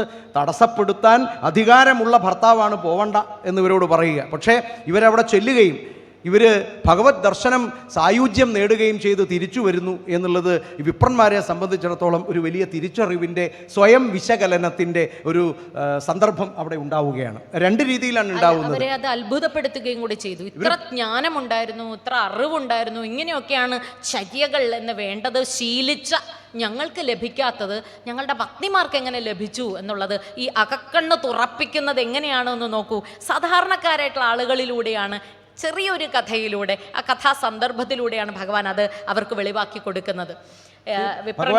ഭഗവാൻ വിപ്രന്മാരെ കൊണ്ട് പറയിപ്പിക്കുന്നുണ്ട്, ഇവര് ഭക്തി മാത്രമാണ് ഇവർക്കുണ്ടായത്. ഈ ഭക്തിയിലൂടെ ഇവർക്ക് സായുജ്യം കിട്ടിയത് നമ്മളെ ആശ്ചര്യപ്പെടുത്തുകയാണ് എന്ന് പറയുക. ഇവർക്ക് ഗുരുകുലവാസമില്ല, അതുകൊണ്ട് തന്നെ ബ്രഹ്മചര്യം ഇവർക്ക്, ആ ആശ്രമ നിയമം ഇവർ അനുഷ്ഠിച്ചിട്ടില്ല. ഇവരെ സംബന്ധിച്ച് ഇവർക്ക് തപസ്സില്ല, അതുകൊണ്ട് വാനപ്രസ്ഥവുമായി ബന്ധപ്പെട്ടിട്ടുള്ള യാതൊന്നും ഇവർക്ക് ശീലമില്ല. അതുപോലെ തന്നെ ആത്മവിചാരമില്ല. ഇവർക്ക് ഭക്ഷണം പാചകം ചെയ്യുക, ഭർത്താവിൻ്റെ കാര്യങ്ങൾ നോക്കുക എന്നതിനപ്പുറം ആത്മവിചാരമോ തത്വവിചാരമോ വേദാന്ത പഠനമോ ഇവർക്കില്ല. അതുകൊണ്ട് തന്നെ ഇവർക്ക് സന്യാസ നിയമങ്ങളും ഇവർക്കറിയില്ല. പക്ഷേ ഈ നിയമങ്ങളൊക്കെ അറിയുന്ന നമുക്ക് ഇത് സാധിച്ചില്ല. ഐതിഹ്യമാലയിൽ രസകരമായിട്ടുള്ള ഒരു കഥയുണ്ട്. ഒരു വീട്ടിലെ വേലക്കാരനായിരിക്കുന്ന ആള് കുടുംബത്തിൽ എന്നും പ്രാർത്ഥനാ നിർഭരമായിരിക്കുന്ന അഗ്നിഹോത്രി കർമ്മങ്ങൾ നടത്തുന്ന തമ്പുരാനോടായിട്ട് ഇതെന്താണ് അവിടുന്ന് ഇങ്ങനെ കരയുന്നത്, അവിടുന്ന് ഇത്രമാത്രം സമയം പൂജാ കർമ്മങ്ങളിൽ ഇടപെടുന്നത് എന്ന് വളരെ നിഷ്കളങ്ക ബുദ്ധിയാ ചോദിക്കുകയും അതിന് മറുപടിയായിട്ട് പരിഹാസ രൂപേണ ആ കുടുംബത്തിലെ ഗൃഹനാഥൻ അതെ ഞാൻ പരബ്രഹ്മത്തെ തേടുകയാണ് എന്ന് മറുപടി പറഞ്ഞതായും ഒരു കഥയുണ്ട്. ഈ പരബ്രഹ്മം എങ്ങനെ ഇരിക്കും എന്നൊരു ചോദ്യം വീണ്ടും ഈ പണിക്കാരൻ അല്ലെങ്കിൽ ഈ സാധു ചോദിച്ചു. അതെ പരബ്രഹ്മം എന്ന് പറഞ്ഞപ്പോൾ ഇവനത് പഠിപ്പിച്ച് മനസ്സിലാക്കി കൊടുക്കാൻ ദ്വൈത അദ്വൈതങ്ങളൊന്നും ധാരണയില്ല, അത്തരം ദർശനങ്ങളൊന്നും ഇല്ലാത്തത് കൊണ്ട് തന്നെ പരിഹാസ രൂപേണ യജമാനനൊന്ന് പറയുന്നു, അത് ദേ നമ്മുടെ കാട്ടുപോത്തിനെ പോലെ ഇരിക്കും എന്ന്.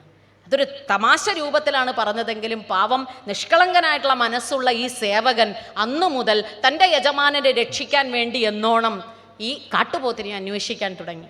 അങ്ങനെ അന്വേഷിച്ച് വനത്തിലെവിടെയോ എല്ലാ തവണയും ഓടി നടന്ന് പരബ്രഹ്മമേ വാ വാ വാ വാ വാ എന്ന് വിളിക്കുന്നതായും ഒടുവിൽ പരബ്രഹ്മം മടുത്തിട്ട് പരബ്രഹ്മത്തിന് സങ്കടം തോന്നിയിട്ട് കാട്ടുപോത്തിൻ്റെ രൂപത്തിൽ തന്നെ ഇവൻ്റെ മുമ്പിൽ പോയി നിന്നതായും കഥ. ഇതിനെ വെറും ഒരു ചെറിയൊരു ചരടിൽ കോർത്ത് തന്നെ വലിച്ച് സേവകൻ വീട്ടിൽ കൊണ്ടുവരികയും അകത്ത് ഉപാസനാ രൂപത്തിൽ തന്നെ അല്ലെങ്കിൽ അത്തരം തന്നെ കർമ്മങ്ങളിൽ ഇടപെട്ടുകൊണ്ടിരിക്കുന്ന യജമാനൻ ഇറങ്ങി വരികയും എവിടെ എന്താ സംഭവിച്ചതെന്ന് ചോദിക്കുമ്പോൾ ദേ ഞാൻ പരബ്രഹ്മത്തെ കൊണ്ടുവന്നിട്ടുണ്ട്, ഇനി അവിടുന്ന് സങ്കടപ്പെടണ്ട എന്ന് യജമാനൻ പറയുകയും മുറ്റത്ത് വന്ന് നോക്കിയിട്ട് കാണാൻ സാധിക്കാതെ വന്നപ്പോൾ ഈ സേവകൻ്റെ തോളിൽ തൊട്ടുകൊണ്ട് നോക്കിയപ്പോഴേക്കും സാക്ഷാൽ പരബ്രഹ്മം ഈ രൂപത്തിൽ വന്നു നിൽക്കുന്നതായി കണ്ടതായും ഐതിഹ്യമാലയിൽ ഒരു കഥയുള്ളത് ഇവിടെ ചേർത്തൊന്ന് വായിക്കേണ്ടതുണ്ട്. ഈ സത്ര സമയത്ത് സത്രത്തിൽ നിന്ന് ഈ വിപ്രപത്നികൾ ഭഗവാന്റെ അടുത്തേക്ക് ഭക്ഷണവുമായി പോയ സമയത്ത് തന്നെ ഈ സത്രവേദിയിൽ ഒരു വലിയ സംഭവം നടക്കുന്നുണ്ട്. ഈ വിപ്രപത്നികളിൽ ഒരാളെ അവരുടെ ഭർത്താവ് കർശനമായി തടയുകയും അവരെ ഭഗവാന്റെ അടുത്തേക്ക് വിട്ടില്ല. അവരെ അനുവദിക്കാതെ അവരവിടെ തടയപ്പെടുകയാണ്. ആ സ്ത്രീ, ആ ബ്രാഹ്മണ സ്ത്രീ ഭഗവാനിൽ സമർപ്പിച്ചുകൊണ്ട് ദേഹത്യാഗം ചെയ്യുകയാണ്. അവർക്ക് മോക്ഷം കിട്ടുകയാണ് എന്നതാണ്. അതും ഈ വിപ്രന്മാരെ സംബന്ധിച്ച് സ്വയം ഒരു വിശകലനത്തിന് ഇടയാക്കുന്ന സാഹചര്യമാണ്. അപ്പോൾ പത്നിമാർ തിരിച്ചു വരുമ്പോൾ നമുക്കറിയാമല്ലോ, മള്ളിയൂർ വന്ന് ഈ ഭഗവാനെ തൊഴുതിട്ട് നാം തിരിച്ചിറങ്ങുമ്പോൾ വന്നതുപോലെയല്ല നാം പോവുക. നമ്മുടെ ക്ഷേത്രങ്ങളുടെ എല്ലാം ഒരു സങ്കല്പം നാം ഒന്ന് നോക്കിയാൽ, പ്രാണപ്രതിഷ്ഠ നടന്നു കഴിഞ്ഞപ്പോൾ തന്നെ നമ്മളതൊന്ന് ആലോചിക്കേണ്ടതുണ്ട്.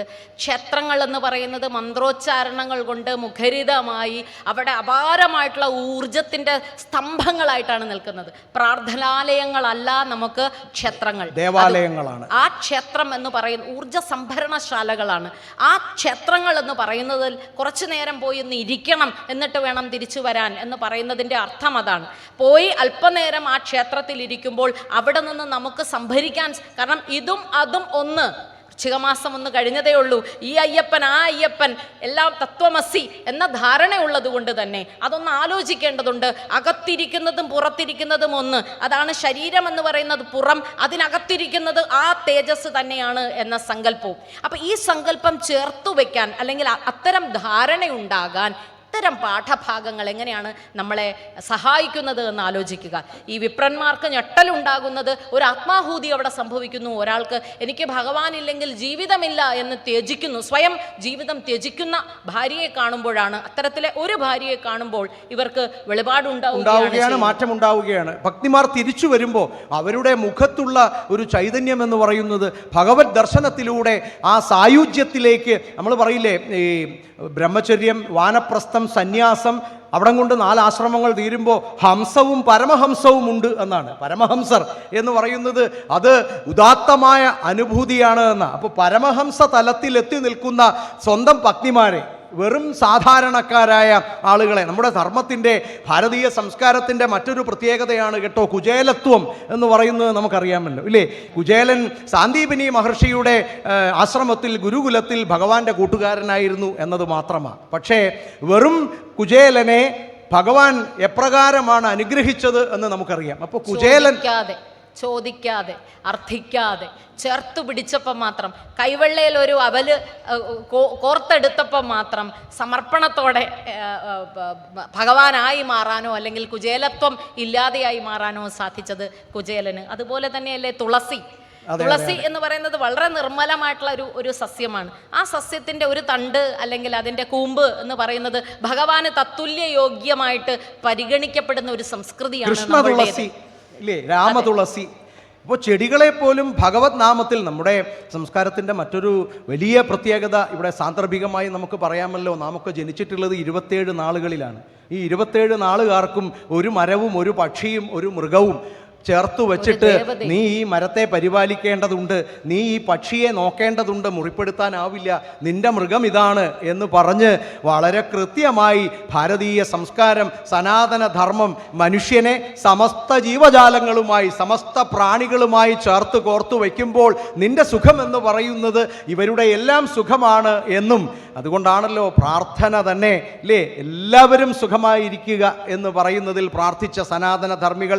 ഈ വിപ്രപത്നികൾ തിരിച്ചു വരുമ്പോൾ വിപ്രന്മാരെ സംബന്ധിച്ച് അവരും ഭാഗ്യമുള്ളവരായി മാറുകയാണ്. അപ്പോൾ ഭാര്യയ്ക്ക് ഭഗവത് ദർശനം ഉണ്ടായപ്പോൾ ഭാര്യമാരുടെ ഭക്തിയിൽ ഈ അറിവിൻ്റെ കേദാരങ്ങളായിട്ടുള്ള ബ്രാഹ്മണ്യത്തിൽ അഹങ്കരിക്കുന്ന, പൂന്താനം പറയുന്നുണ്ടല്ലോ, ബ്രാഹ്മണ്യം കൊണ്ട് കുന്തിച്ചു കുന്തിച്ച് ബ്രഹ്മവും എനിക്ക് അറിയില്ല എന്ന് പറയുന്നത് പോലെ ബ്രഹ്മത്തെ അറിയാത്ത ബ്രാഹ്മണർക്ക് ഈ പത്നിമാർ ആരാണ് ബ്രഹ്മമെന്നും എന്താണ് സായുജ്യമെന്നും അതിനുള്ള മാർഗം എന്താണെന്നും വളരെ ലളിതമായ ഈ കഥയിലൂടെ കാണിച്ചു കൊടുക്കുമ്പോൾ ഭക്തി യോഗം എന്ന് പറയുന്നത് സായുജ്യത്തിനുള്ള സാധാരണക്കാരെ സംബന്ധിച്ച്, പ്രത്യേകിച്ച് കലിയുഗമാണ്, നാമജപത്തിലൂടെ മാത്രം ഇല്ലേ. ക്ഷേത്രത്തെക്കുറിച്ച് ഇവിടെ പറയുകയുണ്ടായി.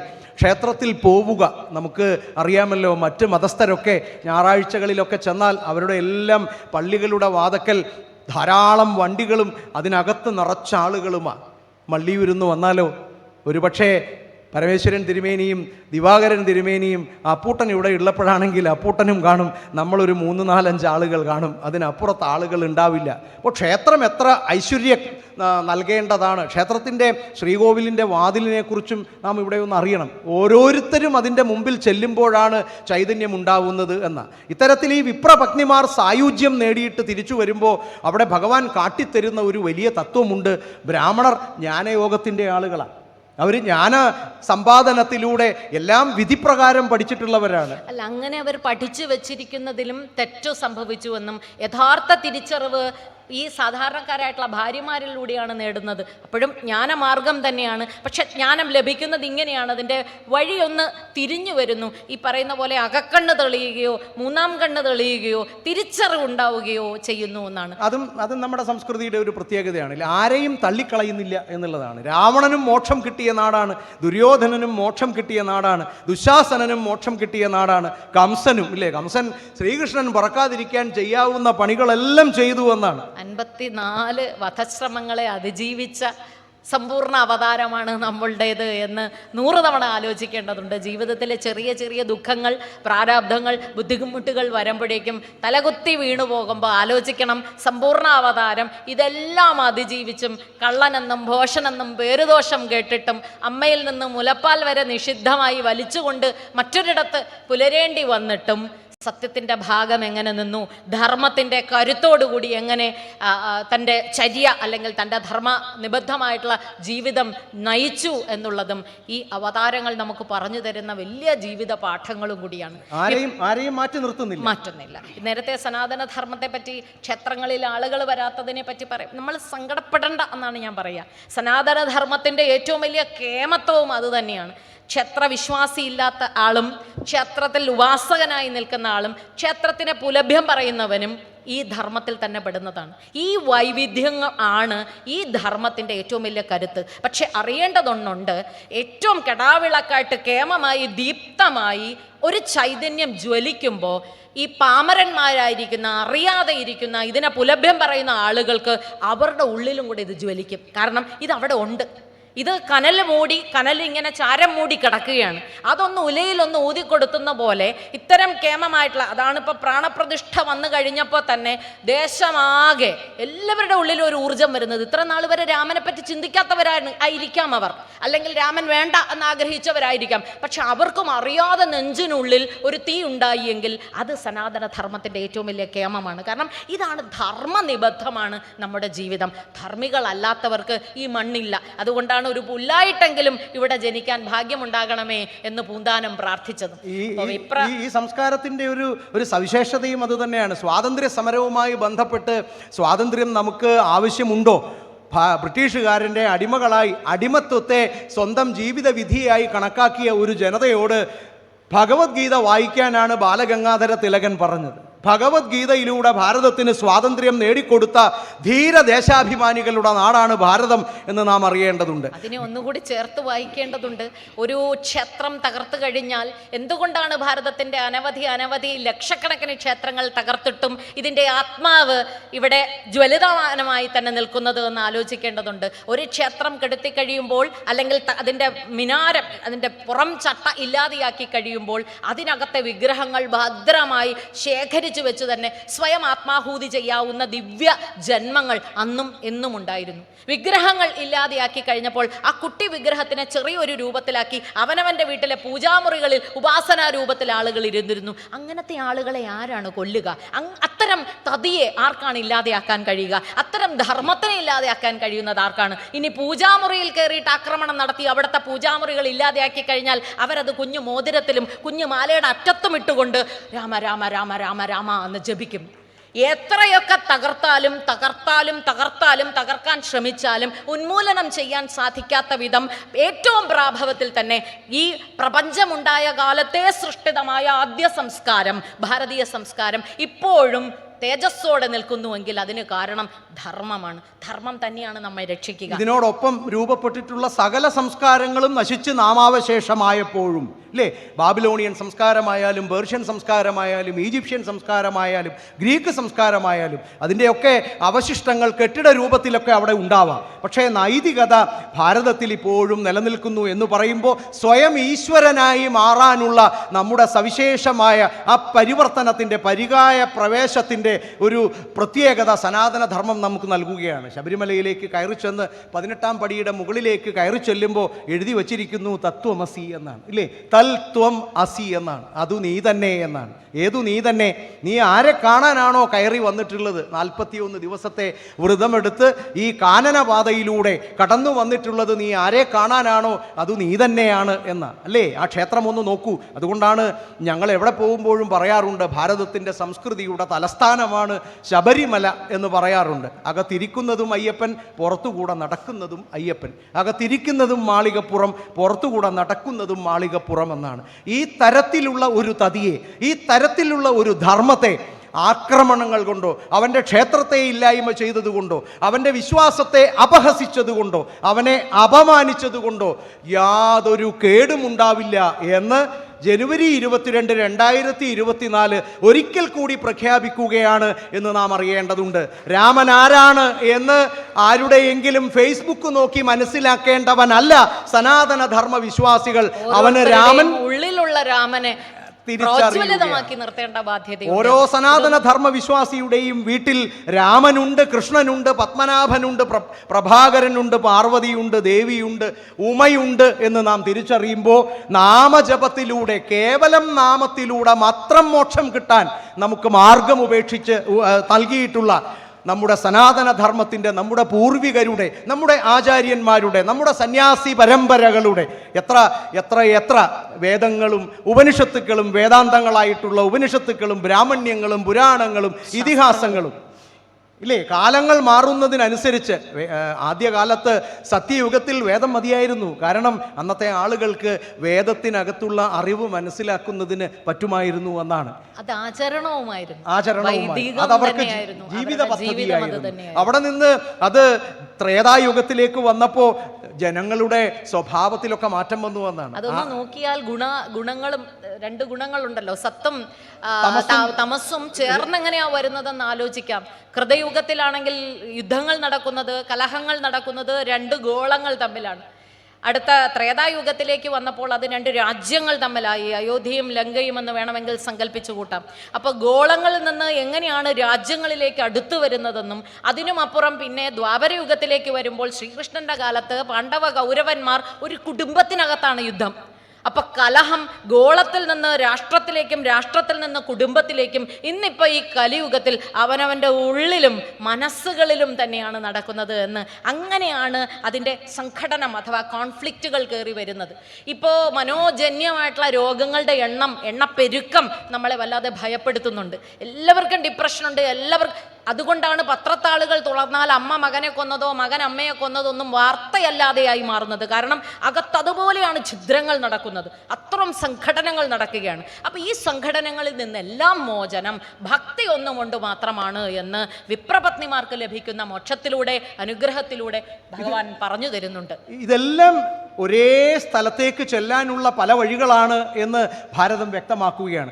ഏതു വഴിയിലൂടെ പോയാലാണ്, ഏതാണ് ശ്രേഷ്ഠം, ഏതാണ് ഉന്നതമായിട്ടുള്ളത് എന്ന് ചിന്തിച്ച് മത്സരിക്കുമ്പോൾ ഏത് വഴിയിലൂടെ നീ വന്നാലും ഇവിടേക്ക് തന്നെയാണ്. ഒരു സമുദ്രത്തിലേക്ക് പർവ്വതങ്ങളിൽ നിന്ന് രൂപം കൊള്ളുന്ന, തുള്ളികളായി രൂപം കൊള്ളുന്ന നദികൾ പല വഴികളിലൂടെ കടന്ന് ഒരേ സമുദ്രത്തിൽ എത്തുന്നത് പോലെ സനാതന ധർമ്മം പ്രഖ്യാപിക്കുന്നു, പറയുന്നു, നീ നിന്റെ ദൈവത്തെ വിശ്വസിച്ചുകൊണ്ട് നിന്റെ രീതികളിലൂടെ, നിന്റെ ആചാരങ്ങളിലൂടെ, നിന്റെ അടയാളങ്ങളിലൂടെ ഒക്കെ നീ സഞ്ചരിച്ചാലും എത്താൻ പോകുന്നത് ഞാൻ കണ്ടെത്തിയിട്ടുള്ള ഈ ദിവ്യമായിട്ടുള്ള, പരമമായിട്ടുള്ള ബ്രഹ്മസത്യത്തിലേക്ക് തന്നെയാണ് നീ എന്ന് തിരിച്ചറിയുക. കർമ്മമാർഗത്തിലൂടെ, കർമ്മയോഗത്തിലൂടെയാകട്ടെ, ഭക്തിമാർഗത്തിലൂടെ, ഭക്തിയോഗത്തിലൂടെയാകട്ടെ, ജ്ഞാനമാർഗത്തിലൂടെയാകട്ടെ. ജ്ഞാനമാർഗത്തിലൂടെ ഭഗവത് സാമീപ്യം വിപ്രന്മാർ നേടുന്നുവെങ്കിൽ ഭക്തിമാർഗമാണ് വിപ്രപത്നിമാർക്ക് അവർക്ക് മോക്ഷമായിട്ട്, അനുഗ്രഹത്തിന് ദായകം ആയിട്ട് നിൽക്കുന്നത്. ഭാഗവതം എന്നുള്ളത് നാം പറയുന്നത് ശ്രീമദ് ഭാഗവതം എന്ന് തന്നെയാണ് കേട്ടോ. പുരാണങ്ങളിൽ ഏറ്റവും ശ്രേഷ്ഠമായിട്ടുള്ളത് എന്ന് പറയുമ്പോൾ ഈ പുരാണങ്ങളുടെ ശ്രവണവും മനനവും എല്ലാം നമുക്ക് നമ്മുടെ ഈ കാലഘട്ടത്തിൽ, നമ്മുടെ എല്ലാം ഹിന്ദു ഭവനങ്ങളിൽ, നമ്മുടെ കുട്ടികളിലേക്ക്, അടുത്ത തലമുറയിലേക്ക് നാം കൈമാറി കൊടുക്കേണ്ട ഒരു വലിയ ആവശ്യകത ഇന്നുണ്ടായിട്ടുണ്ട് എന്ന്. ഇത്രയധികം കടന്നുകയറ്റങ്ങളും ഇത്രയധികം അപമാനങ്ങളും സഹിച്ചിട്ടുള്ള, നടന്നിട്ടുള്ള മറ്റൊരു നാടില്ല, മറ്റൊരു ജനതയില്ല എന്ന് നാം അറിയേണ്ടതുണ്ട്. ചന്ദനം തൊടാമോ, തൊട്ടാൽ കുഴപ്പമാകുമോ, അത് നാണക്കേടാണോ? ചില സ്ഥലങ്ങളിൽ ചെല്ലുമ്പോൾ ജനപ്രതിനിധികൾ വരെ ചന്ദനം മാച്ചു കളഞ്ഞിട്ട് പോകുന്ന ഒരു സാഹചര്യമുണ്ട്.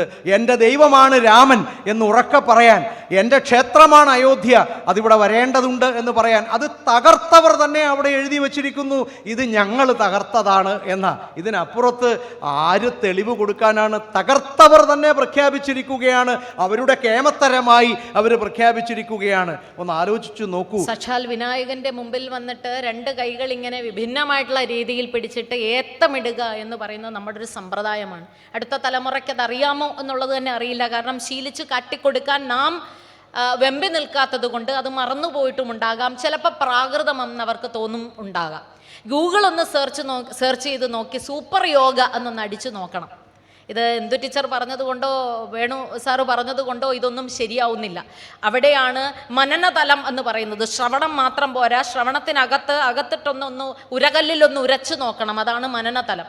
ഇത് സൂപ്പർ യോഗ എന്ന് നമ്മൾ ഗൂഗിളിൽ ഒന്ന് സെർച്ച് ചെയ്ത് ടൈപ്പ് ചെയ്ത് ഒന്ന് നോക്കിയാൽ നമുക്ക് കാണാം, വിദേശത്തെ കുട്ടികൾ മുഴുവൻ, കൂടുതലും ബുദ്ധിമാന്ദ്യം സംഭവിച്ച കുട്ടികൾ മുഴുവൻ ഇടത്തെ ചെവി വലത് കൈകൊണ്ടും വലത്തെ ചെവി ഇടത് കൈകൊണ്ടും കാലുകളും അപ്രകാരം തന്നെ ക്രോസ് ചെയ്തുകൊണ്ട് നിന്നിട്ട് ഒന്ന് കുനിഞ്ഞു നിവരുന്നത് അവർക്ക് 20 മിനിറ്റ് എക്സസൈസാണ് ക്ലാസ്സിനകത്തേക്ക് കടക്കുന്നതിന് മുമ്പ്.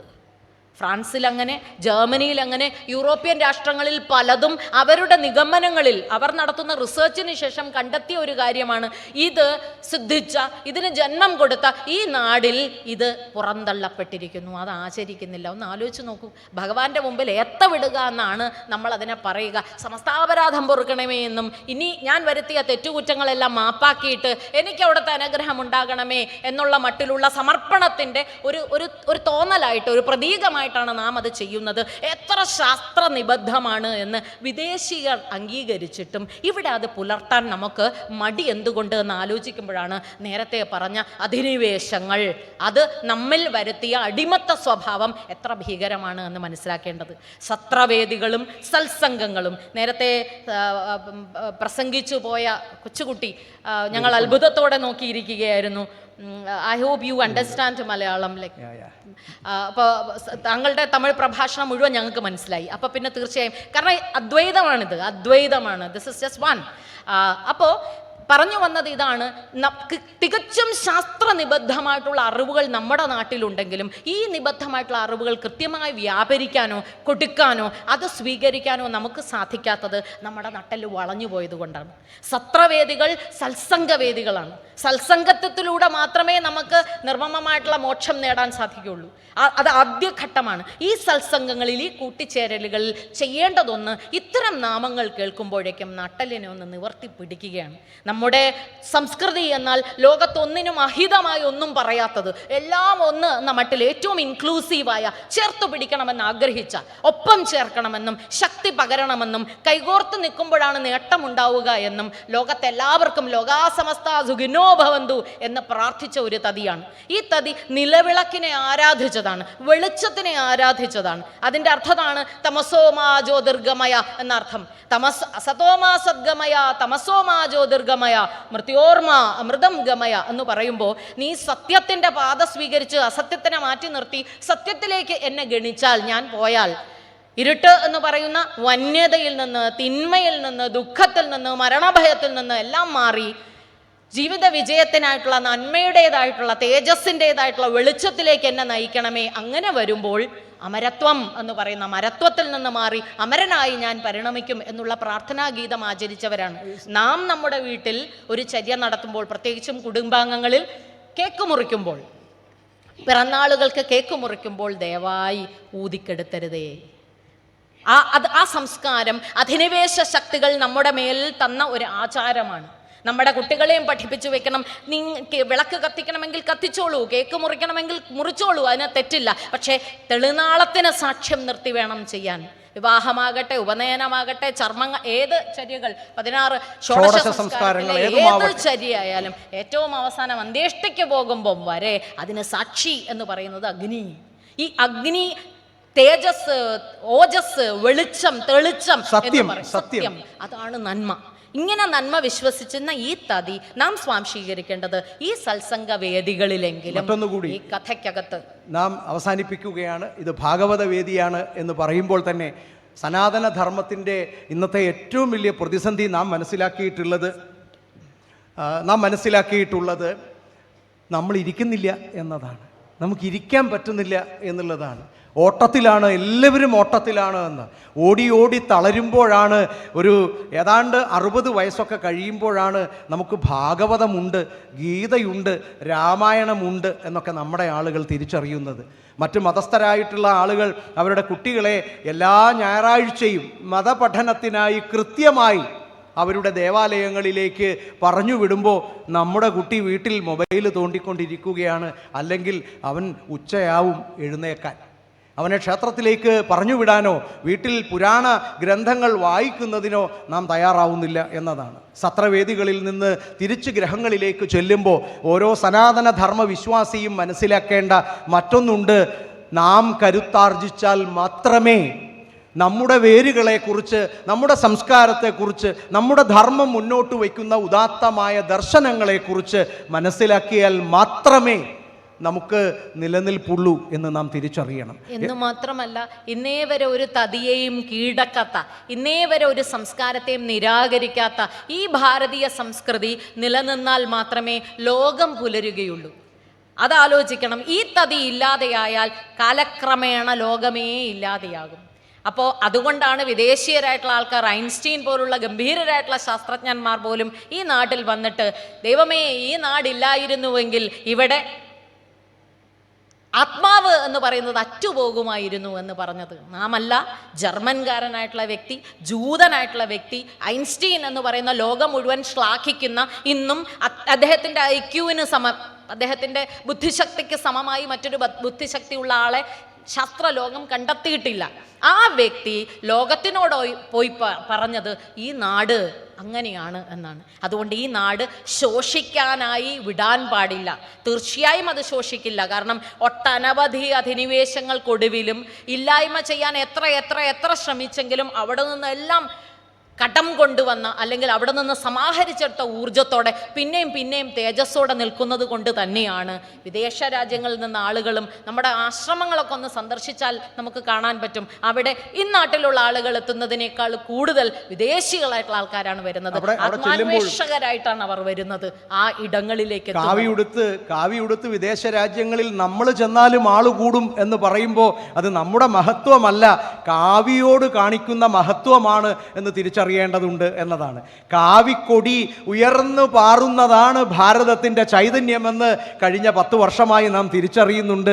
ഓരോ ഭാരതീയൻ്റെയും ഉള്ളിൽ ശ്രീരാമ പ്രാണപ്രതിഷ്ഠ എത്രമാത്രം ആത്മാഭിമാനമാണ് നമുക്ക് നൽകിയിട്ടുള്ളത്. നമുക്ക് വേണ്ടതെല്ലാം ഈ മണ്ണിലുണ്ട് എന്ന് നാം തിരിച്ചറിയണം. വീട്ടിൽ കുട്ടി ഉണ്ടാവുമ്പോൾ അത് ആൺകുട്ടിയാണെങ്കിൽ ആ കുട്ടിക്ക് പേരിടാൻ, പെൺകുട്ടിക്ക് പേരിടാൻ ഗൂഗിളിൽ പേര് സെർച്ച് ചെയ്യുന്ന സനാതന ധർമ്മ വിശ്വാസിയോട് നമുക്ക് പറയാൻ പറ്റണം, ആൺകുട്ടിക്ക് പേര് വിഷ്ണു സഹസ്രനാമത്തിലുണ്ട് എന്ന് പറയണ്ടേ? 1000 പേര് നിന്റെ കയ്യിൽ ഉള്ളപ്പോൾ ഇല്ലേ നമുക്ക് ഗൂഗിളിൽ തിരയേണ്ടി വരുന്ന ഒരു സങ്കടകരമായ ദുരവസ്ഥ എന്ന് പറയുന്നത്. അത് പെൺകുട്ടിയാണെങ്കിൽ, ഒരു പെൺകുഞ്ഞാണെങ്കിൽ ലളിതാ സഹസ്രനാമം നമുക്ക് നൽകിയിരിക്കുകയാണ് ഇല്ലേ? ലളിതാ സഹസ്രനാമത്തിൽ പറയുന്നു, അനേക കോടി ബ്രഹ്മാണ്ഡ ജനനി എന്ന ISROയിലെ നമ്മുടെ പ്രിയപ്പെട്ട ഈ അയൽവാസിയായിട്ടുള്ള ഉണ്ണികൃഷ്ണൻ എന്ന് പറയുന്ന നമ്മുടെ ജ്യേഷ്ഠനും, അല്ലെങ്കിൽ സോമനാഥ് എന്ന് പറയുന്ന സനാതന ധർമ്മ വിശ്വാസിയും ഭൂമിയുടെ ഒരു കോണിലിരുന്ന് ഒരു ചെറിയ കാര്യത്തെക്കുറിച്ച് അന്വേഷിച്ചുകൊണ്ട് കാലങ്ങൾ പോകുമ്പോൾ ഒരു ബ്രഹ്മാണ്ഡമല്ല, അനേക കോടി ബ്രഹ്മാണ്ഡങ്ങളുണ്ട് എന്ന് ആയിരക്കണക്കിന് വർഷങ്ങൾക്ക് മുമ്പ് കണ്ടെത്തിയ ഈ തതിയുടെ, ഈ ധർമ്മത്തിൻ്റെ ഈ കാലഘട്ടത്തിലെ അധികാരികളാണ് നാം എന്ന് തിരിച്ചറിയുമ്പോൾ ആത്മാഭിമാനത്തോടുകൂടി മനസ്സ് നിർഭയമാക്കിക്കൊണ്ട്, ശിരസ് സമുന്നതമാക്കിക്കൊണ്ട് ക്ഷേത്രാചാരങ്ങളെക്കുറിച്ചും നമ്മുടെ ധർമ്മത്തിൻ്റെ മര്യാദകളെക്കുറിച്ചും ജീവിത നിയമങ്ങളെക്കുറിച്ചും എല്ലാം ഇവിടെ പറയുകയാണ്. നമ്മുടെ വ്രതങ്ങളൊക്കെ ഒന്ന് എടുത്തു നോക്കിയാൽ ഏകാദശി വ്രതത്തോടുകൂടി തന്നെ സകല രോഗങ്ങളും ഇല്ലാതാക്കാമെന്ന് ഈ അടുത്ത നാളിൽ എൻ്റെ സഹോദരി യൂണിവേഴ്സിറ്റിയിൽ രണ്ട് ദമ്പതികളെ കൊണ്ട് ആയുർവേദവും അലോപ്പതിയും എല്ലാം പഠിച്ച് അതിൻ്റെ ഡിഗ്രി സമ്പാദിച്ച 2 പേർ പറയുന്നത് പ്രോജക്റ്റ് അവർ നടത്തി കഴിയുകയും അതൊരുപക്ഷെ അടുത്ത നൊബേൽ സമ്മാനത്തിനായിട്ട് ഗണിക്കപ്പെടുകയും ചെയ്യുന്ന ഒരു പേപ്പറാണ് അത് മാറുകയാണ്. ഈ അടുത്ത ദിവസം അമൃത TV-യിൽ ഒരു ചാനലിലൊരു പരിപാടിയിൽ ഒരു ക്രിസ്തീയ മതവിശ്വാസിയായിട്ടുള്ള ഒരു സ്ത്രീ അവരുടെ നഷ്ടപ്പെട്ടു പോയ ശബ്ദത്തിനെ പറ്റി ഗംഭീരമായി പാട്ടുപാടുകയും അവരുടെ നഷ്ടപ്പെട്ടു പോയ ശബ്ദം എങ്ങനെയാണ് അവർ ലളിതാ സഹസ്രനാമം കൃത്യമായി തന്നെ ചൊല്ലിയതിലൂടെ തിരിച്ചു പിടിച്ചത് എന്നത് പറഞ്ഞത് സാക്ഷ്യപത്രമാണ്. അപ്പോൾ എഴുതി വെച്ചിരിക്കുന്ന ഈ കാര്യങ്ങളെല്ലാം, ഗംഭീരമായിട്ടുള്ള ഈ അറിവുകൾ ഇനി ആർക്കും തിരഞ്ഞെടുക്കാൻ ഇഷ്ടം പോലെ സാധ്യതകൾ തരത്തക്ക രീതിയിലാണ് 30 കോടി എന്ന് പറഞ്ഞ് എറിഞ്ഞു തന്നിരിക്കുന്നത്. ഏത് വേണമെങ്കിലും സ്വീകരിച്ചോളൂ. നേരത്തെ പറഞ്ഞതുപോലെ ഏത് നദിയും ഒഴുകി ചെല്ലുന്നത് ഒരു ഇടത്തേക്ക് തന്നെയാണ് എന്ന തിരിച്ചറിവിൽ എന്തും സ്വീകരിക്കാം. നിനക്കിഷ്ടമുള്ളതുപോലെ. ഓരോ വ്യക്തിയും അഭിന്നനാണ് അല്ലെങ്കിൽ വ്യത്യസ്തനാണ് എന്നതുകൊണ്ട് തന്നെ ഓരോ ചര്യയും വ്യത്യസ്തമായിക്കൊള്ളട്ടെ. പക്ഷെ ഇതെല്ലാം ചെന്നെത്തുന്നത് അദ്വൈതം, എല്ലാം ചെന്നെത്തുന്നത് ഒന്ന്, ഇതെല്ലാം ഒന്ന് എന്ന തിരിച്ചറിവിലാണ് എന്ന ബോധ്യം ഭക്തിമാർഗത്തിലൂടെ നമുക്ക് ഈ 22, 23 എന്ന അധ്യായങ്ങളിൽ, അത് ഗോപസ്ത്രീകൾ എന്ന സാധാരണക്കാരായിട്ടുള്ള മനുഷ്യരിലാണെങ്കിൽ, അതുപോലെ വിപ്രപത്നിമാർ എന്ന് പറയുന്ന സാധാരണക്കാർ, ഈ സാധാരണക്കാർ അതിസാധാരണക്കാരായിട്ടുള്ള ആളുകളിലൂടെ മോക്ഷം അഥവാ ദിവ്യത്വം അഥവാ അനുഗ്രഹം നിങ്ങൾക്ക് നേടാൻ സാധിക്കും. അത് സാധിക്കാൻ നിസ്സീമമായിട്ടുള്ള ഭക്തി ഒന്നുകൊണ്ട് മാത്രം മതി എന്ന് പറഞ്ഞു തരികയാണ് ചെയ്യുന്നത് ഈ 2 അധ്യായങ്ങൾ. ഇത് ചേർത്തു വയ്ക്കാൻ ഞങ്ങൾ ആഗ്രഹിക്കുന്നത് ഇതിനകത്തെ കുറേ സമാനതകൾ കണ്ടെത്താൻ സാധിച്ചത് കൊണ്ടാണ്. രണ്ടും ഗോപസ്ത്രീകളും ഗോപന്മാരുമായിട്ടുള്ള കഥകളാണ്. സ്ഥലം വൃന്ദാവനം രണ്ടും വൃന്ദാവനം. ഉദ്ദേശം സായുജ്യം എങ്ങനെ നേടാം എന്നുള്ളത് തന്നെയാണ്. എന്താണ് സായുജ്യം എന്നാണ്. അതെ, രണ്ടും ഭക്തിമാർഗം എങ്ങനെയാണ്. വിഭക്തിയെക്കാളിഹ പൂന്താനത്തിൻ ഭക്തിയാണ് എനിക്ക് ഇഷ്ടം എന്ന് ഭഗവാൻ പറഞ്ഞതുപോലെ ചിട്ടവട്ടങ്ങൾ ഭ്രമിച്ച് അവിടെ തീർന്നു പോകേണ്ടതല്ല, അതിനപ്പുറം അകമ്പൊരുൾ തിരിച്ചറിയേണ്ടത് എങ്ങനെയുണ്ട് എന്ന് പ്രാവർത്തികമാക്കി തന്ന പാഠവും കൂടിയാണ്. ഭഗവാൻ എല്ലാവർക്കും, എത്ര സാധാരണക്കാരനായ ആളിനും ഭഗവാൻ പ്രാപ്യനാണ് എന്ന് ഈ 2 സന്ദർഭങ്ങളിലൂടെ കാണിക്കുകയാണ്. നമ്മുടെ സനാതന ധർമ്മത്തിൻ്റെ പ്രത്യേകത അതാണ് അല്ലേ. ഇപ്പോൾ പറഞ്ഞു 33 കോടി ദൈവങ്ങളുണ്ട് എന്ന് പറഞ്ഞു. ചിദാനന്ദപുരി സ്വാമി ഒരിക്കൽ അദ്ദേഹത്തിൻ്റെ, ഞങ്ങൾ അവിടുത്തെ അടിമകളാണ് കേട്ടോ, അദ്ദേഹം പറഞ്ഞത് ഞങ്ങളിങ്ങനെ കേൾക്കുകയാണ്. എന്തുകൊണ്ടാണ് നമുക്ക് ഒരു ദൈവം പോരായിരുന്നോ എന്ന് ചോദിച്ചപ്പോൾ സ്വാമി പറഞ്ഞത്, ആ ദൈവത്തിന് എന്നെങ്കിലും പറ്റിയ പിന്നെ ദൈവമുണ്ടോ നമുക്ക് എന്നാണ് അല്ലേ. അപ്പോൾ അതുകൊണ്ട് നമുക്ക് ദൈവത്തിന് പഞ്ഞമില്ല, നമ്മളെല്ലാം ദൈവങ്ങളാണ് എന്ന്. സമസ്ത പ്രാണികളും ദൈവങ്ങളായി മാറിയിരിക്കുകയാണ്. തുളസി ഒരു പുസ്തകം എന്ന് പറഞ്ഞ് സംവദിച്ചപ്പോൾ സ്വാമിജി വേറൊന്നും പറഞ്ഞു. പുസ്തകം എന്ന് പറയുന്നത് ഒറ്റ പുസ്തകം മാത്രമുള്ളവർക്ക് അത് മതി. പക്ഷെ ഇവിടെ ഭാരതത്തിന് സ്വന്തമായിട്ടുള്ളത് ഒരു ലൈബ്രറി തന്നെയാണ്. അതിന് ഒറ്റ പുസ്തകമല്ല.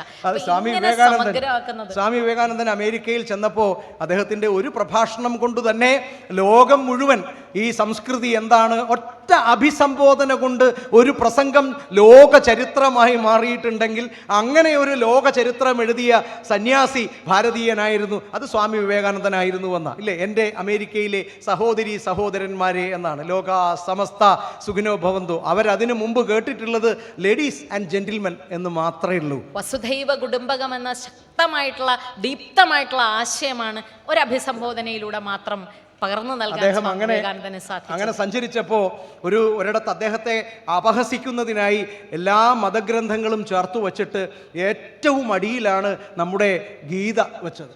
അപ്പോൾ ഗീത ഏറ്റവും അടിയിൽ വെച്ചിട്ട് ബാക്കി എല്ലാ മതഗ്രന്ഥങ്ങളും അതിൻ്റെ മുകളിലേക്ക് വെച്ച് ഏറ്റവും മുകളിൽ അവരുടെ മതഗ്രന്ഥമായിട്ടുള്ള ബൈബിളും വെച്ചു. എന്നിട്ട് സ്വാമി വിവേകാനന്ദനോട് പറയുന്നുണ്ട്, നോക്കൂ, നിങ്ങളുടേത് ഏറ്റവും താഴെ വെക്കാൻ പറ്റൂ, അതിന് അത്രയേ മഹത്വമുള്ളൂ എന്ന. സ്വാമി വിവേകാനന്ദൻ്റെ മറുപടി, തീർച്ചയായും അതിന് ഏറ്റവും അടിയിലേ ഇരിക്കാൻ പറ്റൂ, കാരണം അതിൻ്റെ അടിത്തറ അത്ര ഭദ്രമായതുകൊണ്ട് സമസ്ത മതങ്ങളുടെയും ഇനി ലോകത്ത് വരാനിരിക്കുന്ന മുഴുവൻ മതങ്ങളുടെയും മതഗ്രന്ഥങ്ങളെ താങ്ങാനുള്ള ബലവും കരുത്തും വിശാലതയും സാർവത്രികതയും എൻ്റെ മതഗ്രന്ഥത്തിനുണ്ട് എന്ന് പ്രഖ്യാപിച്ച ഭാരതീയനായ സന്യാസി സ്വാമി വിവേകാനന്ദൻ്റെയും തന്നെയാണ് അദ്ദേഹം പറഞ്ഞത്, I represent the mother of all religions എന്ന്. അദ്ദേഹത്തിൻ്റെ പ്രഭാഷണത്തിൻ്റെ ആദ്യത്തെ വാചകം അതാണ്. ഞാൻ വരുന്നത് മാതൃമതത്തിനെ പ്രതിനിധാനം ചെയ്തിട്ടാണ്. ഈ മാതൃ എന്ന് പറയുന്ന സങ്കല്പവും ഭാരതത്തിന് ന്യൂനമായിട്ടുള്ളതാണ്, മറ്റൊരിടത്തും കാണാൻ സാധിക്കില്ല. ബാക്കി എല്ലാത്തിനും ബീജാപവാനം ചെയ്തത്, മറ്റെല്ലാത്തിനും ജന്മം നൽകിയത്, അതിനു വേണ്ടിയിട്ടുള്ള നല്ല ശക്തമായിട്ടുള്ള ഗർഭപാത്രമാണ് ഭാരതം എന്ന് പ്രഖ്യാപിക്കുകയാണ് സ്വാമിജി അത്തരുണത്തിൽ ചെയ്തത്. ഈ സത്രത്തിൻ്റെ ഈ വേദിയിൽ, ഈ പുണ്യ സങ്കേതത്തിൽ എത്താൻ കഴിഞ്ഞതിലുള്ള സന്തോഷവും.